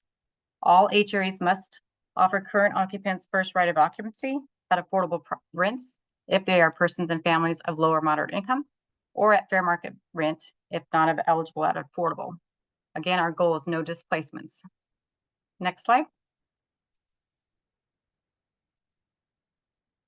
Caltrans is currently administering the State Route 710 sales program under emergency regulations previously adopted to implement the various legislative bills that were just discussed earlier. The emergency regulations collectively expire on September 30th, 2024. Therefore, Caltrans must adopt permanent regulations prior to the expiration of the emergency regulations to continue administering the State Route 710 sales program. Caltrans mailed a notice of proposed action on March 8th, 2024 to all tenants and interested parties, which begins the rulemaking process to permanently adopt the emergency regulations. The notice was filed with the Office of Administrative Law and was published in the California Regulatory Notice Register on March 8th, 2024, which opens the 45-day public comment period. The public is invited to submit comments regarding the proposed regulations and can either submit by email, regular mail, or verbally at the scheduled public hearing. After receiving and reviewing public comments, Caltrans may either reject the comments or amend the regulations based on the public comments received. If the proposed regulations are substantially revised, a new notice of proposed action must be filed and will start the process over again. If no or minimal changes, Caltrans will file their rulemaking documents with OAL in mid to late August, and OAL will have 30 days to review and approve. Further information regarding this process is available on the State Route 710 website under the subtitle Proposed Rulemaking Action at the website that is identified on the slide. And that is the end of my presentation, and I'm willing to take questions if you have some more questions. Thank you, Ms. Dabney. Are there questions from my colleagues at this time? Ms. Villegas Walker, member Villegas Walker. Was there ever any consideration given to just tearing down all of the homes and maybe coming up with some kind of a affordable multifamily housing for that area? No, I don't believe so. That's probably a really good idea considering the condition of these properties and the expense of maintaining them, especially when they're historic. But that's obviously not an option. I will echo what member Vegas Walker just stated, and that's the type of waterfall I'm looking for when stuff like this happens. And if I will take guidance from our staff that say, hey, we will be your servant leaders. Help us figure out how we can change status quo with these situations. Member Martinez. Am I You unmuted? are muted. Now you are unmuted. Okay. Please go. Thank you. Really quick, I know I just listened and it said that you guys were, publicizing all of the things, all of this information for people, which of course is perfect. Though I'm just curious, are you gonna, specifically let the various entities that spoke to our group, is there going to be, they will be notified? We have a participant list of almost 600 participants. So who's ever identified on the list has been identified or has been noticed of the proposed action, as well as the website contains all the information. But there's a public comment period that, when we hold the public hearing, and anybody can come up and make a public comment. Right. We just had some very passionate public input, and I was just, curious if they were going to be notified. So thank you. You're welcome. One of those members is here. So, I mean, I know that everyone who's spoken on it is not here today, but I will ask if I have other comments from members on the committee before I go to that public comment. Public comment, clerks, Hall, and Remedios. Thank you, Chair Walker. And I'll just put out a quick reminder that all of these presentations are available on our website. So if folks need those resources, they can go to our website and pull up these presentations. And some of those email addresses for making those comments are within those presentations. But as of now, we have one hand raised for comment. It's Fanny Guzman, who has talked to us before. She has a number of folks with her. As I understand it, at least 5 people will talk under this same hand, and we'll time them each. So Fanny and your group, you're ready to get started.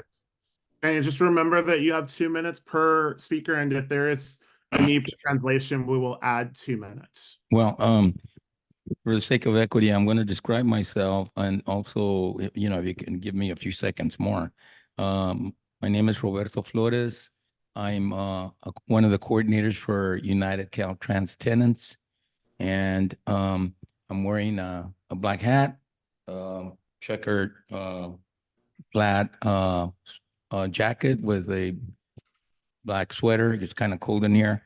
I have glasses, and I'm 76 years old. Have been trying to get Caltrans to do the right thing for about 20 years. One of the examples of carrying out a different policy than the law and even the regulations is the escrow deposit that they're requiring right now from the affordable tenants. What is occurring is that tenants are required to send based on their income, if they qualify for, let's say, $16,000 house, and their house original price was 24,000, they are requiring a deposit of the difference of $7,000 before they ever talk to the bank. This escrow deposit required is not based on statutes or regulations. The practice we feel is illegal and harmful because it prevents tenants from buying their homes according to the Roberti law. The practice serves no purpose because Cal FHA has guaranteed 100% financing. Given the lower price of the houses, there is no significant difference in reducing the monthly payment by coercing tenants to come up with the escrow deposit. The harm is that even though they would qualify for financing at 100% from Cal FHA, and even though they couldn't afford the long-term monthly payment, they may not be able to afford the deposit up front. And therefore, they won't be able to buy even before they receive financing. Many of them have been discouraged from buying because of this deposit. The harm is that Caltrans is standing in the way. Mr. Flores, your time has expired. To Cal FHA and pre-qualifying them. Sorry, Mr. Flores, your time has expired. Please bring up the next speaker.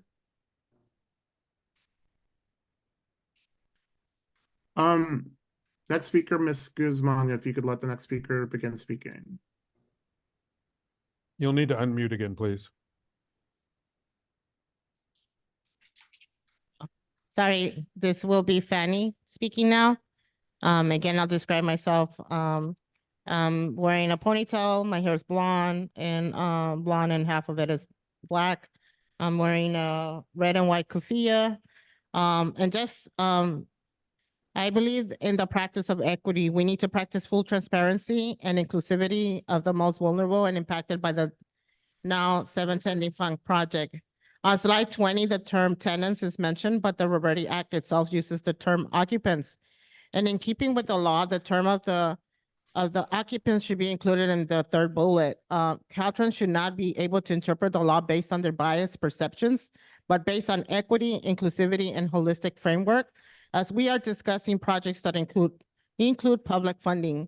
In addition, I believe that HREs should be selected based on the acceptance of the community itself that has been impacted directly and indirectly by the project itself.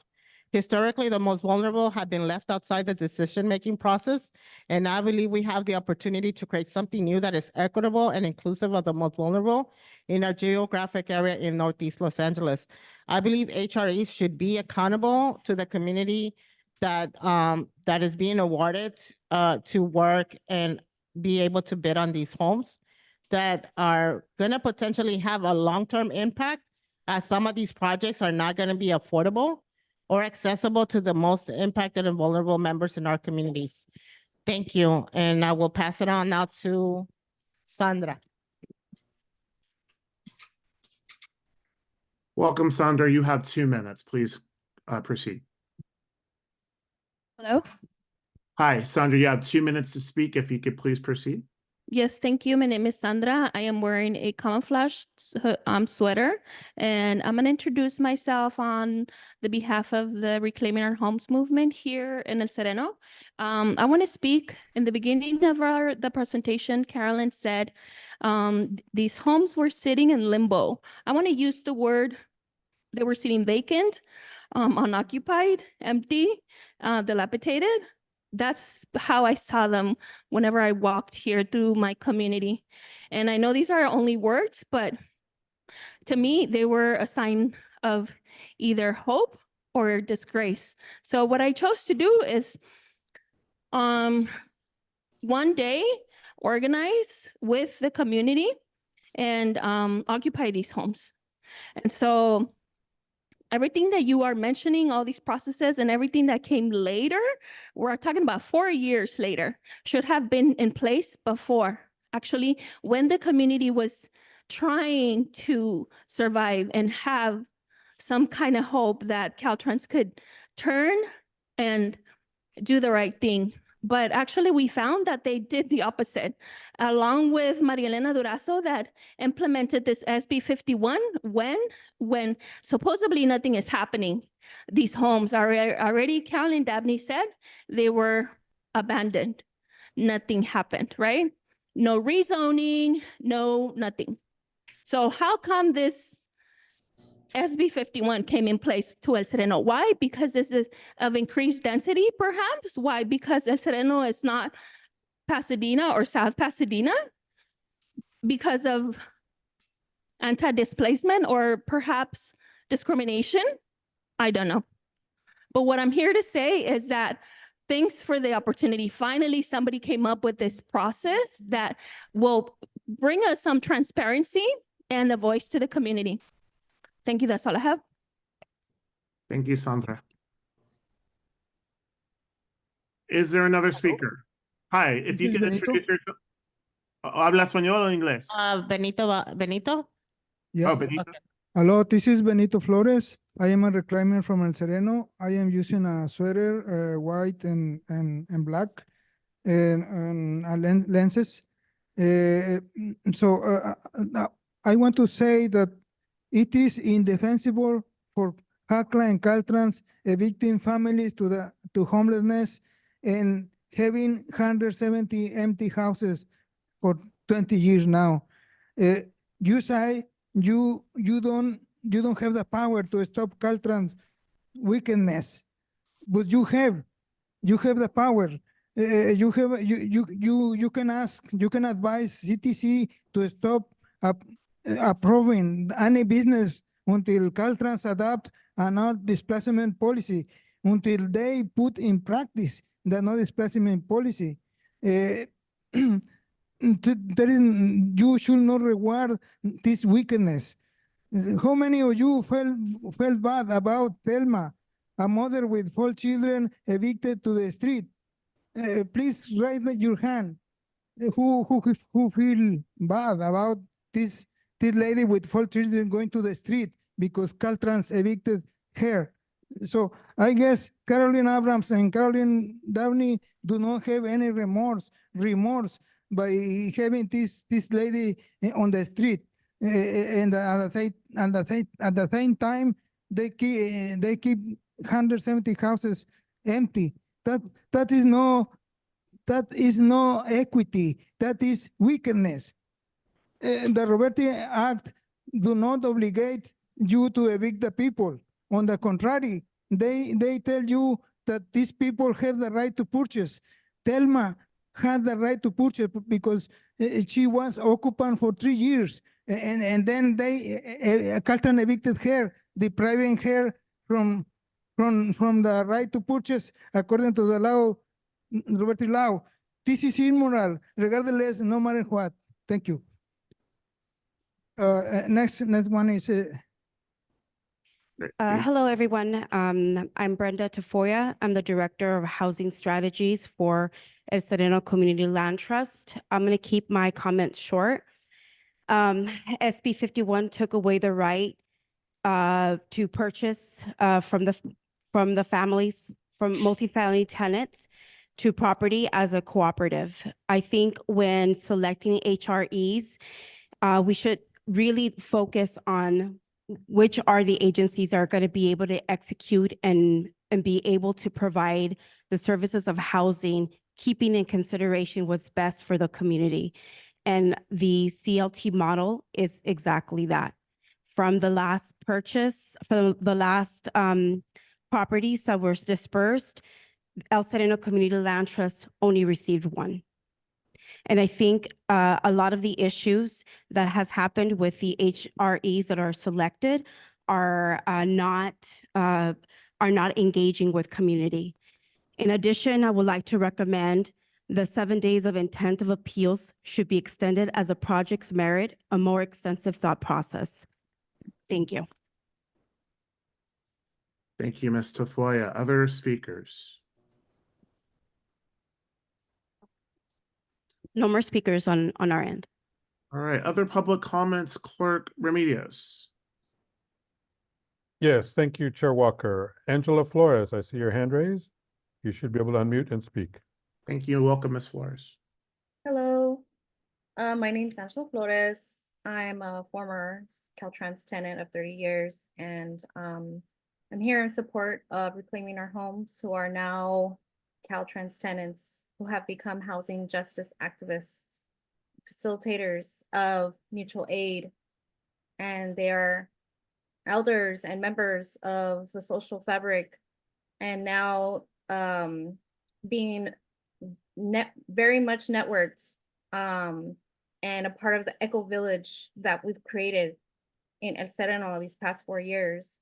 I just want to comment that you know, Carolyn, this is a very thorough presentation, and I wish this was the type of transparency and communication that would have been delivered even 6 years ago. And you know, I guess I commend you all, the EAC, to, you know, put some added pressure to folks at Caltrans to be able to do this type of communication. I don't feel like there was enough of that, though, to like the current tenants. And you know, we have to do the groundwork. And I almost feel like it's almost a little too late. But I would just urge you all to do the right thing to help the reclaimers stay in their homes, but also as well as the tenants who have been in their homes for many, many years. Thank you. Thank you. Other comments? Chair Walker, not seeing any other attendees wishing to make a comment. I do have a question if no one else does. Ms. Dabney, I live in a city. I'm actually looking outside my window, and that's why I appreciated Ms. Villegas Walker's comment. I'm looking outside my window at Balboa Park Station, which was a rail yard mostly, and there's now 8 stories of affordable housing on top of the busiest BART station outside of downtown San Francisco. And so when we talk about opportunity, it sounds like this $7,000 escrow and keeping people in their homes.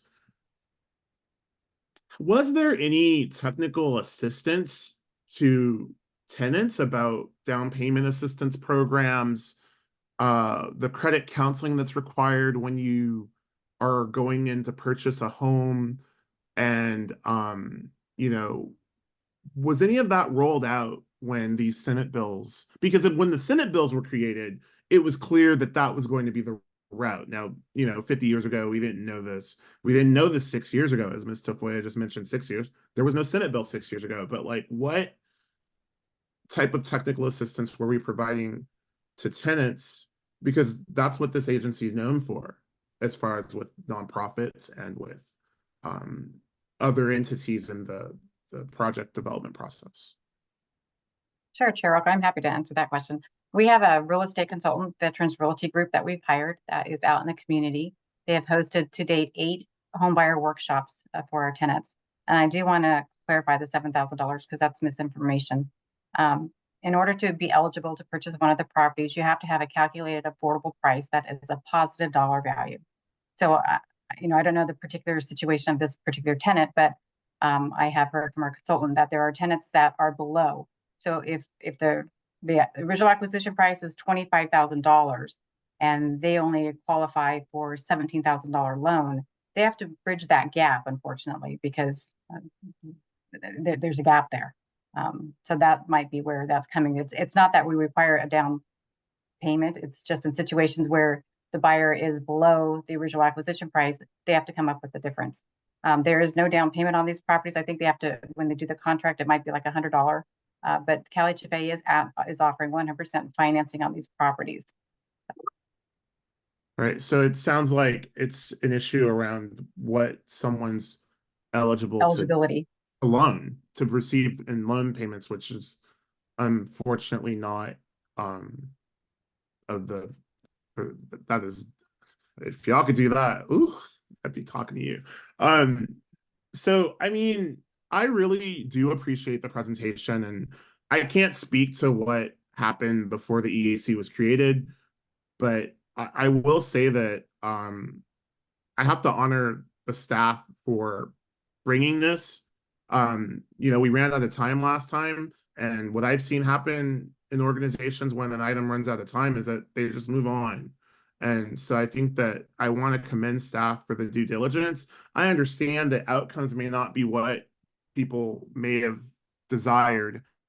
But what I will promise is that we'll continue to have these discussions. We'll continue to, ask the harder questions. And as we scope out what our subcommittee space looks like, there'll be more time to talk in a more informal way where we're not bound by, the clock and items, and we'll still be bound by Bagley Keene, but we won't be as bound as formal as we do things here. But I will say that this is the most engagement I've ever heard on like a controversial topic in recent memory at a public hearing, because usually we're restricted from even answering these types of questions. So I just want to honor that. So that with that, I'm just reviewing my notes. So Ms. Rousey, do you want to ask your question? Sure, that'd be fine. And you were actually asking my question when right as I was writing it. So some of my question was answered, but you were talking about that there's an income gap there, that because they're lowest of incomes that they don't qualify for the full amount. Is there anything being done to help people fill that gap? Because I feel like that's where we're getting like possible evictions, because they're not able to fill that gap, and there's just like no alternative funding or anything else that can help them to be able to fill in that gap or work with them to do so. Yeah, unfortunately, we don't have type of programs within the transportation industry here at Caltrans to fund those type of gaps. Under phase one sales, we did have tenants that had a gap, and they turned to family and were able to come up with the money. So they can either hopefully find some family that can assist them. But internally, we do not have a program to bridge that gap. And even at that, if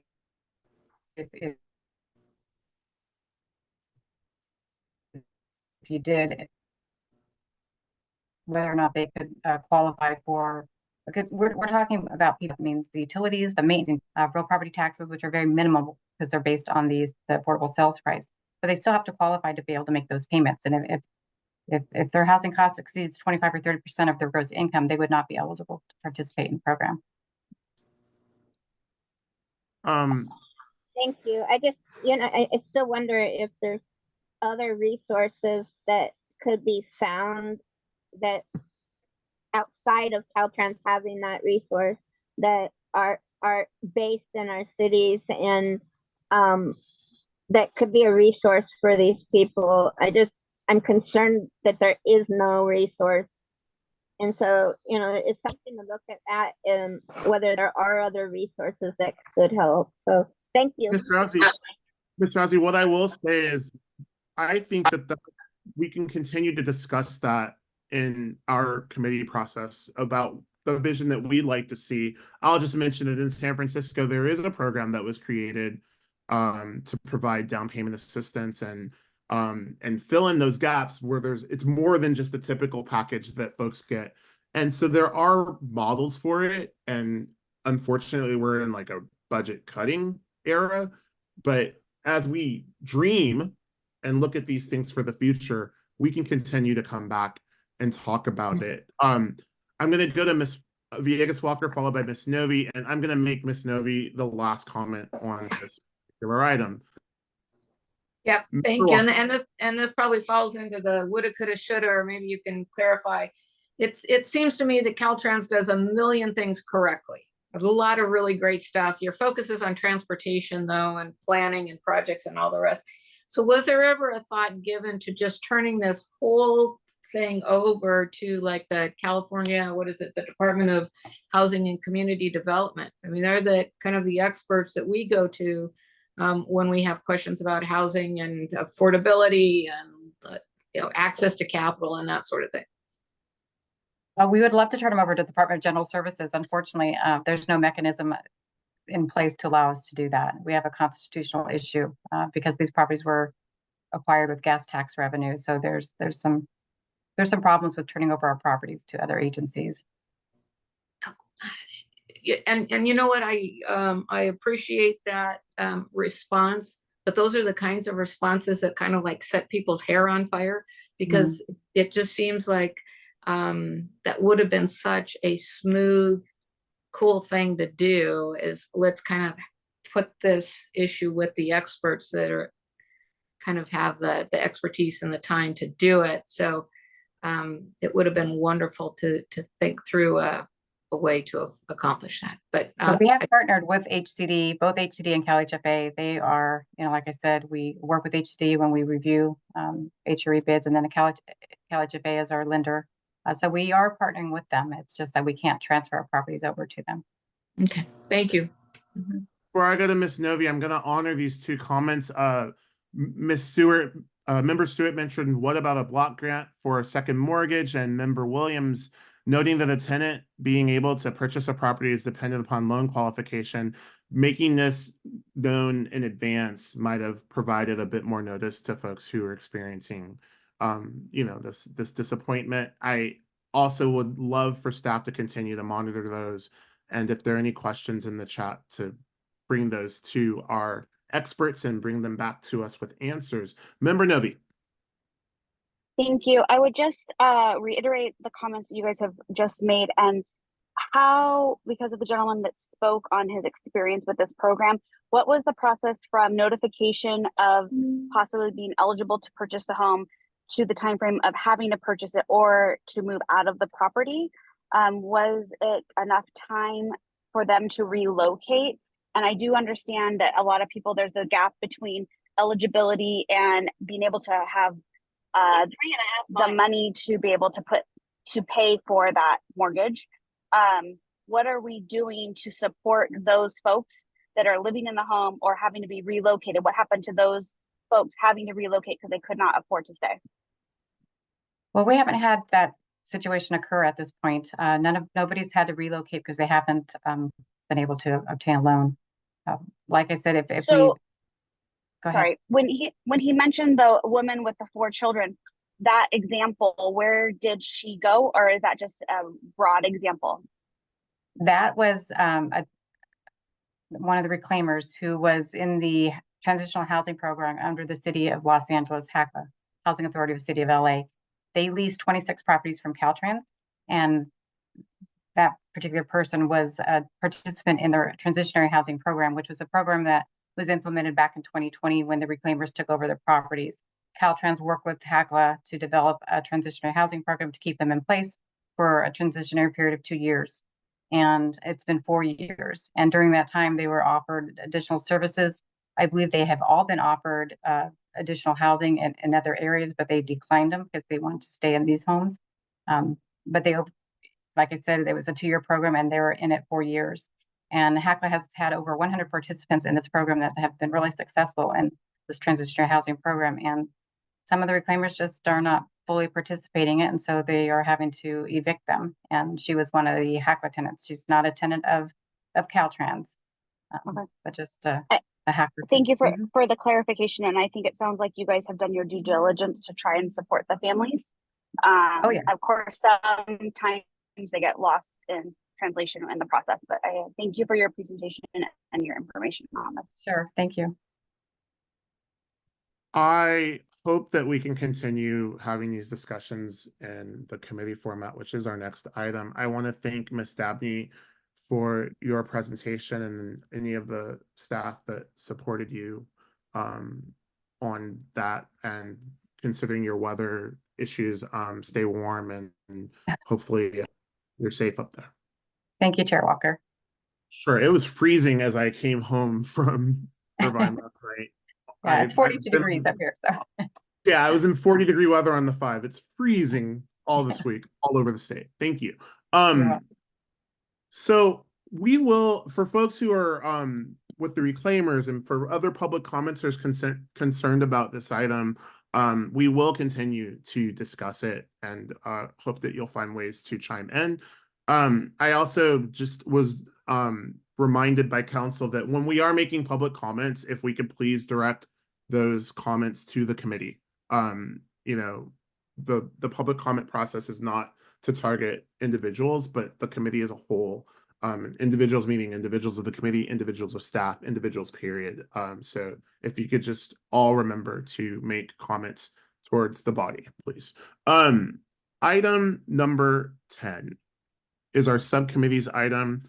And I believe I'm supposed to hand it over to Ms. Abrams. Hi, Ms. Abrams. Chair Walker, the floor is yours. This is your item and your opportunity to present your subcommittee proposal. Great. So I appreciate that. So we've had a lot of discussion about how we'd like to move forward, and we also heard a little frustration at the last meeting about how we haven't been moving forward in some folks' eyes. And so we've done 2 surveys, and we've also had a discussion at more than just the February meeting. We've kind of been discussing this all along for the full year. Next slide. So what I presented, and I know that there was some comment on it, what's going to be presented to you now are the 2 proposals that I have.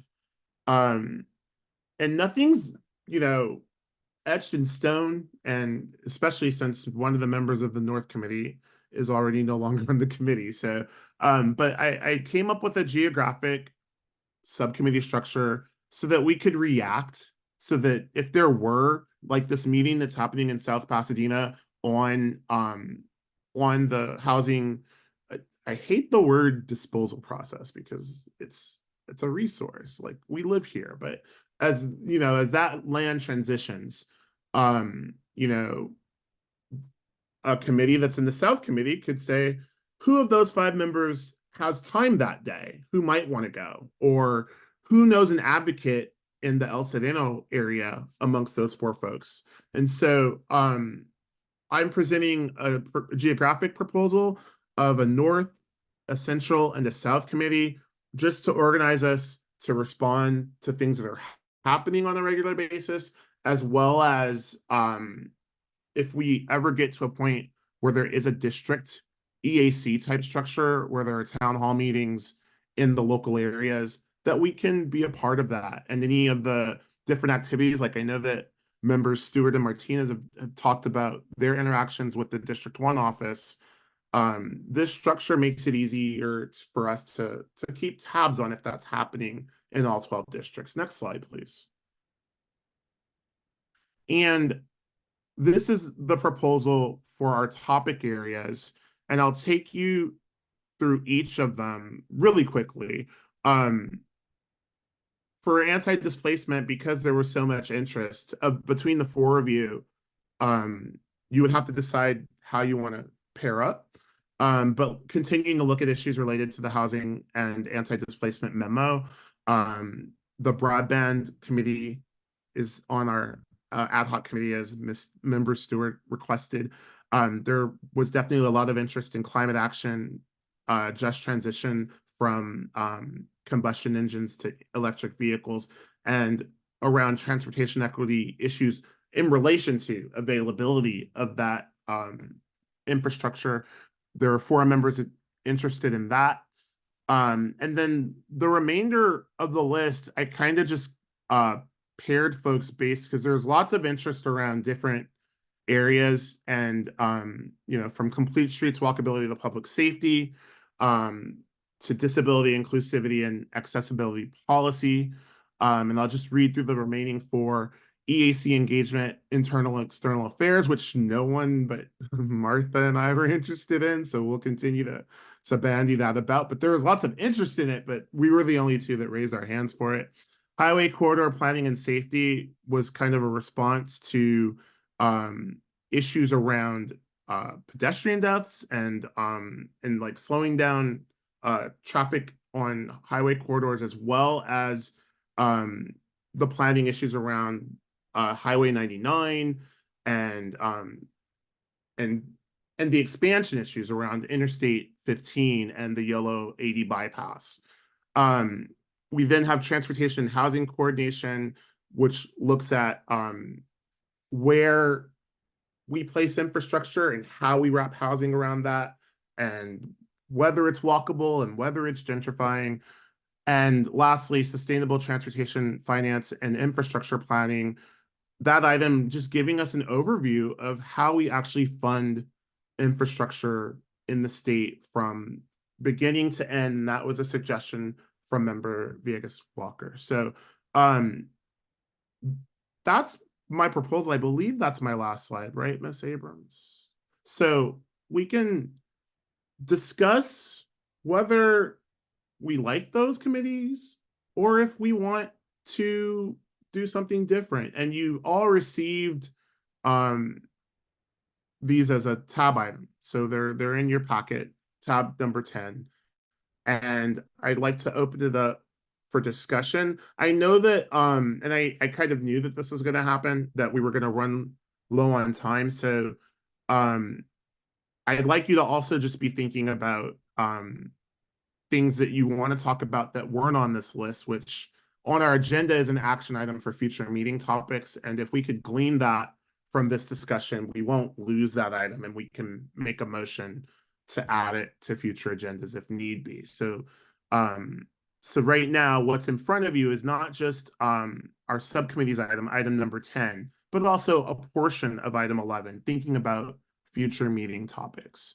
Who would like to speak first? Looks like Member Martinez has a hand raised, and I think you're my first hand. Yes, Member Martinez. And you are not unmute. Yeah, are you? There we go. There you are. So with regard to my sort of, it's sort of an ongoing thing, my comments about essentially just placing the word either disability when we're, people with disabilities or whatever, in all of the literature and all of the everything that we produce, so that it's a part of what we're discussing, pardon me, is really all I'm asking for here. I don't really need a committee necessarily. I just think that a lot of times with the various, as I've said earlier, and many other times, all the other, DEI stuff that exists, disability isn't listed. And I think it should be. And that's all I'm saying. It's kind of simple. So like, I don't think it should be at the beginning or at the end of a list of who it is we're serving. I think it should be somewhere in the middle. I think it should just be part of the mix. And again, because disability spans all of the various colors and races. And I mean, I happen to be, like 3 different minorities or whatever it is we're calling them. Personally, I mean, I just think if we just gotta have disability in there, and that's it. And I don't really need a committee, so we could like remove that. It's just that we gotta include it, and it needs to happen, or else it just needs, that's just all I'm asking for. So that's that. Great. Well, I'll just say that was a committee with me and you, and I'm happy to just have a conversation with you because I agree. Totally. And I'd like to see that reflected, and I try to do my best to mention it when I can.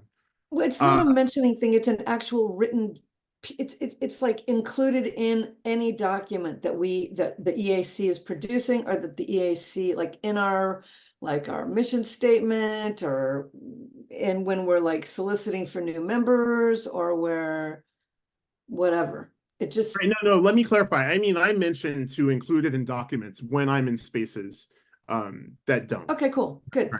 Yeah. So, I don't know if I would need to look at all the sort of documentation and like make suggestions on where it needs to go. I just haven't seen it in much of our stuff. And I just think in order to elevate it, in order for people to remember that like 20% of the population kind of needs to be represented, and when we're talking about equity, then I'm glad to do it, but I just think we just need to start throwing it in. Noted, and don't feel like you have to do that by yourself. You're not going Good. to. That would take a lot And of time. if you just want to meet with me once, I can carry the torch. That's fine. Okay, groovy. Let's do it. Yeah. Member Rousey. Ditto. What Steve said. I think disability needs to be at every level. A lot of times we lose it when it comes to written documentation of disability and our aging community. It's just not there. And the more we can include it in everything we do and just think of it as a new way of looking at things, the better. Because we all age into disability. And if you look at it that way, you're going to include everybody if you include that at every level. And I just want to say thank you for that. Thank you. Yeah. You, Vice Chair Arma Skelly. Well, I think that I totally agree with you, but for now, I think it's important to have that group meet only for the fact, again, like our new member has stated, we have to make it the obvious, I guess, if I could make it simpler. We need to look at that. We have seniors, we have people with, heart conditions, we have people with, health conditions that if we do not look at the possibilities of what we create, and I would even carry it on further. I had to say that we have to include families or parents of small children in that group. Yep. Because when we're looking at spaces, there are no bathrooms. There are no, when you're on a corridor and there are no rest stops where you can actually take your children, or if there's no signage or even any kind of access to some of these spaces for recreation or for stopping or for being able to get a break, and it's not set up in a way that it is accessible. We need to look at that, and it's been long coming, and I think that in this particular group, to brainstorm, I think it's something that we all need a little bit of a refresher. So if you were to meet, it'd be great if you could just report back. And if it phases out because we've already established some verbiage or some type of action or some type of low-hanging fruit that we can bring back to the group and say, hey, we've managed to do this. I think it would be great, and it would be something that always should be present, because we don't want to forget that. And I'm totally in agreement. We will age, and we will wonder. Right now it may not be in our forefront, but it is just around the corner for some of us. So I just wanted to say that's great. If I could just say a little more on it. I think that's right. Sometimes I do tend to sort of just want to move along with things, but yeah, I mean, there are probably things that we could bring to the committee, and actually that could be of value to people, as in terms of like sort of making the meetings maybe a touch accessible, or a little more accessible, like the idea of, like, some people today, they did some visual descriptions. Other people today describe their slides, and when we're just talking about infrastructure, just saying words out loud, like wheelchair users, or things, so that as we're discussing transit and transportation and rest stops, and like just the various amenities and features, and how we consider the sort of the public realm, and how transportation relates to it here in California, adding certain words to narrative can then, like one of the speakers said earlier, just, that's sort of a storytelling component too. Anyway, it can be super valuable. So, all right, okay, then I won't just say that let's not have a committee, then let's have a committee. Well, what I'll also just say, Member Martinez, is if Martha and I are very excited about it, I also want to honor the fact that, like, just because you're part of a community doesn't mean you have to carry that burden. So, like I said, you and I can hang out one day and chat about it. And it looks like for the time being, and that's why y'all elected Vice Chair Armis Kelly and I, we will take on the items that that the committee doesn't necessarily have the space for. And I'm sorry, that the overarching committee. And again, these are the ad hoc subcommittees. It just means that we can talk on a regular basis because it's limited to 2. So just remember that that's the piece. But so right now those 2 people will be myself and Martha. Before I go to you, Vice Chair, I want to go to Member Williams, who I haven't heard from, and followed by Member Stewart, and then I will come back to you, Ms. Armis Kelly. Thanks, Chair. Yeah, thanks, William, and thanks for, I know we're trying to get to a place where we could like move things forward. So I appreciate all the work that's gone into this. I am curious about how this gets operationalized, particularly for committees that have to like break up. And it looks like just from the chat that there's going to be more, like there's going to be some shuffling. And so we're going to have multiple committees that need like 2 groups each. And I'm just wondering, like, what will that look like? So for example, in anti-displacement, Abby, I know, had reached out to sort of identify what committee members were interested. Is Abby holding 2 separate sessions to like walk the 2 different groups through? I'm just trying to like envision this. So curious if there's been any thought given to that yet, or how it's gonna look.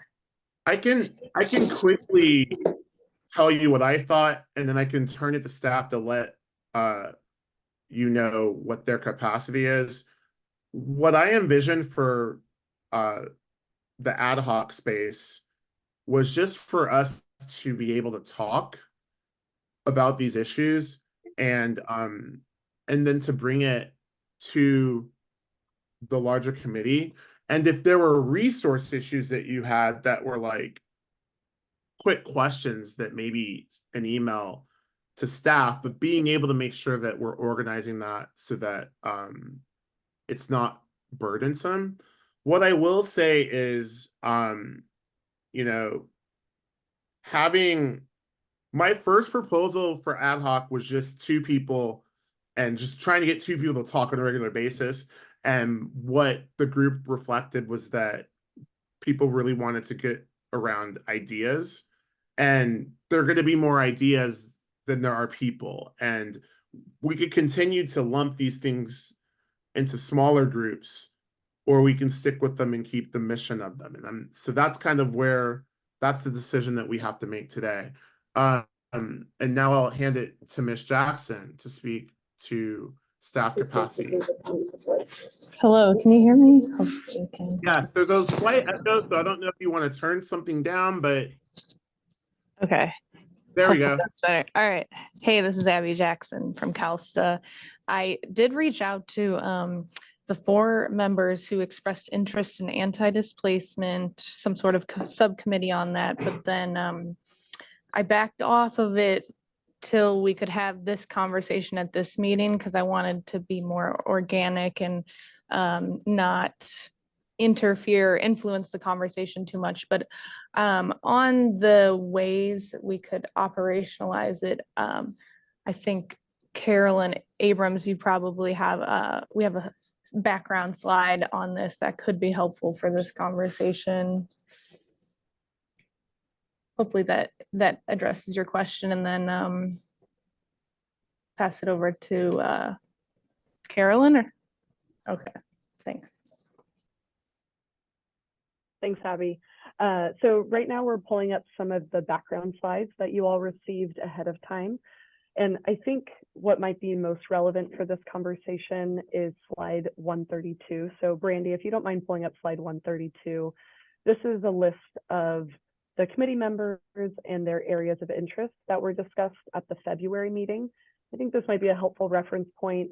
So as you'll see on this slide, on the left-hand side, we have the committee members listed by name, and on the right-hand side, we have their areas of interest. This was sort of the organic discussion that took place in February, where folks were mentioning some of their key priority areas that they would like to work on. Again, to the example that Abby just provided around anti-displacement, there were 4 members who expressed interest in this. Again, this is still up for discussion. And I think one thing that might be beneficial to this conversation is to keep in mind that subcommittees can have as many folks on it that still does not, that keeps us under quorum. But if it's more than 2 members, we just need to publicly notice those meetings. That doesn't mean that's not an option. We can definitely do that. It just affects the scheduling. And I think I will also rely a little bit on Anne here to chime in, but as it's currently written in the charter, the chair is de facto member of all of the subcommittees. And so if we want to change that to allow you all to meet more flexibly, we could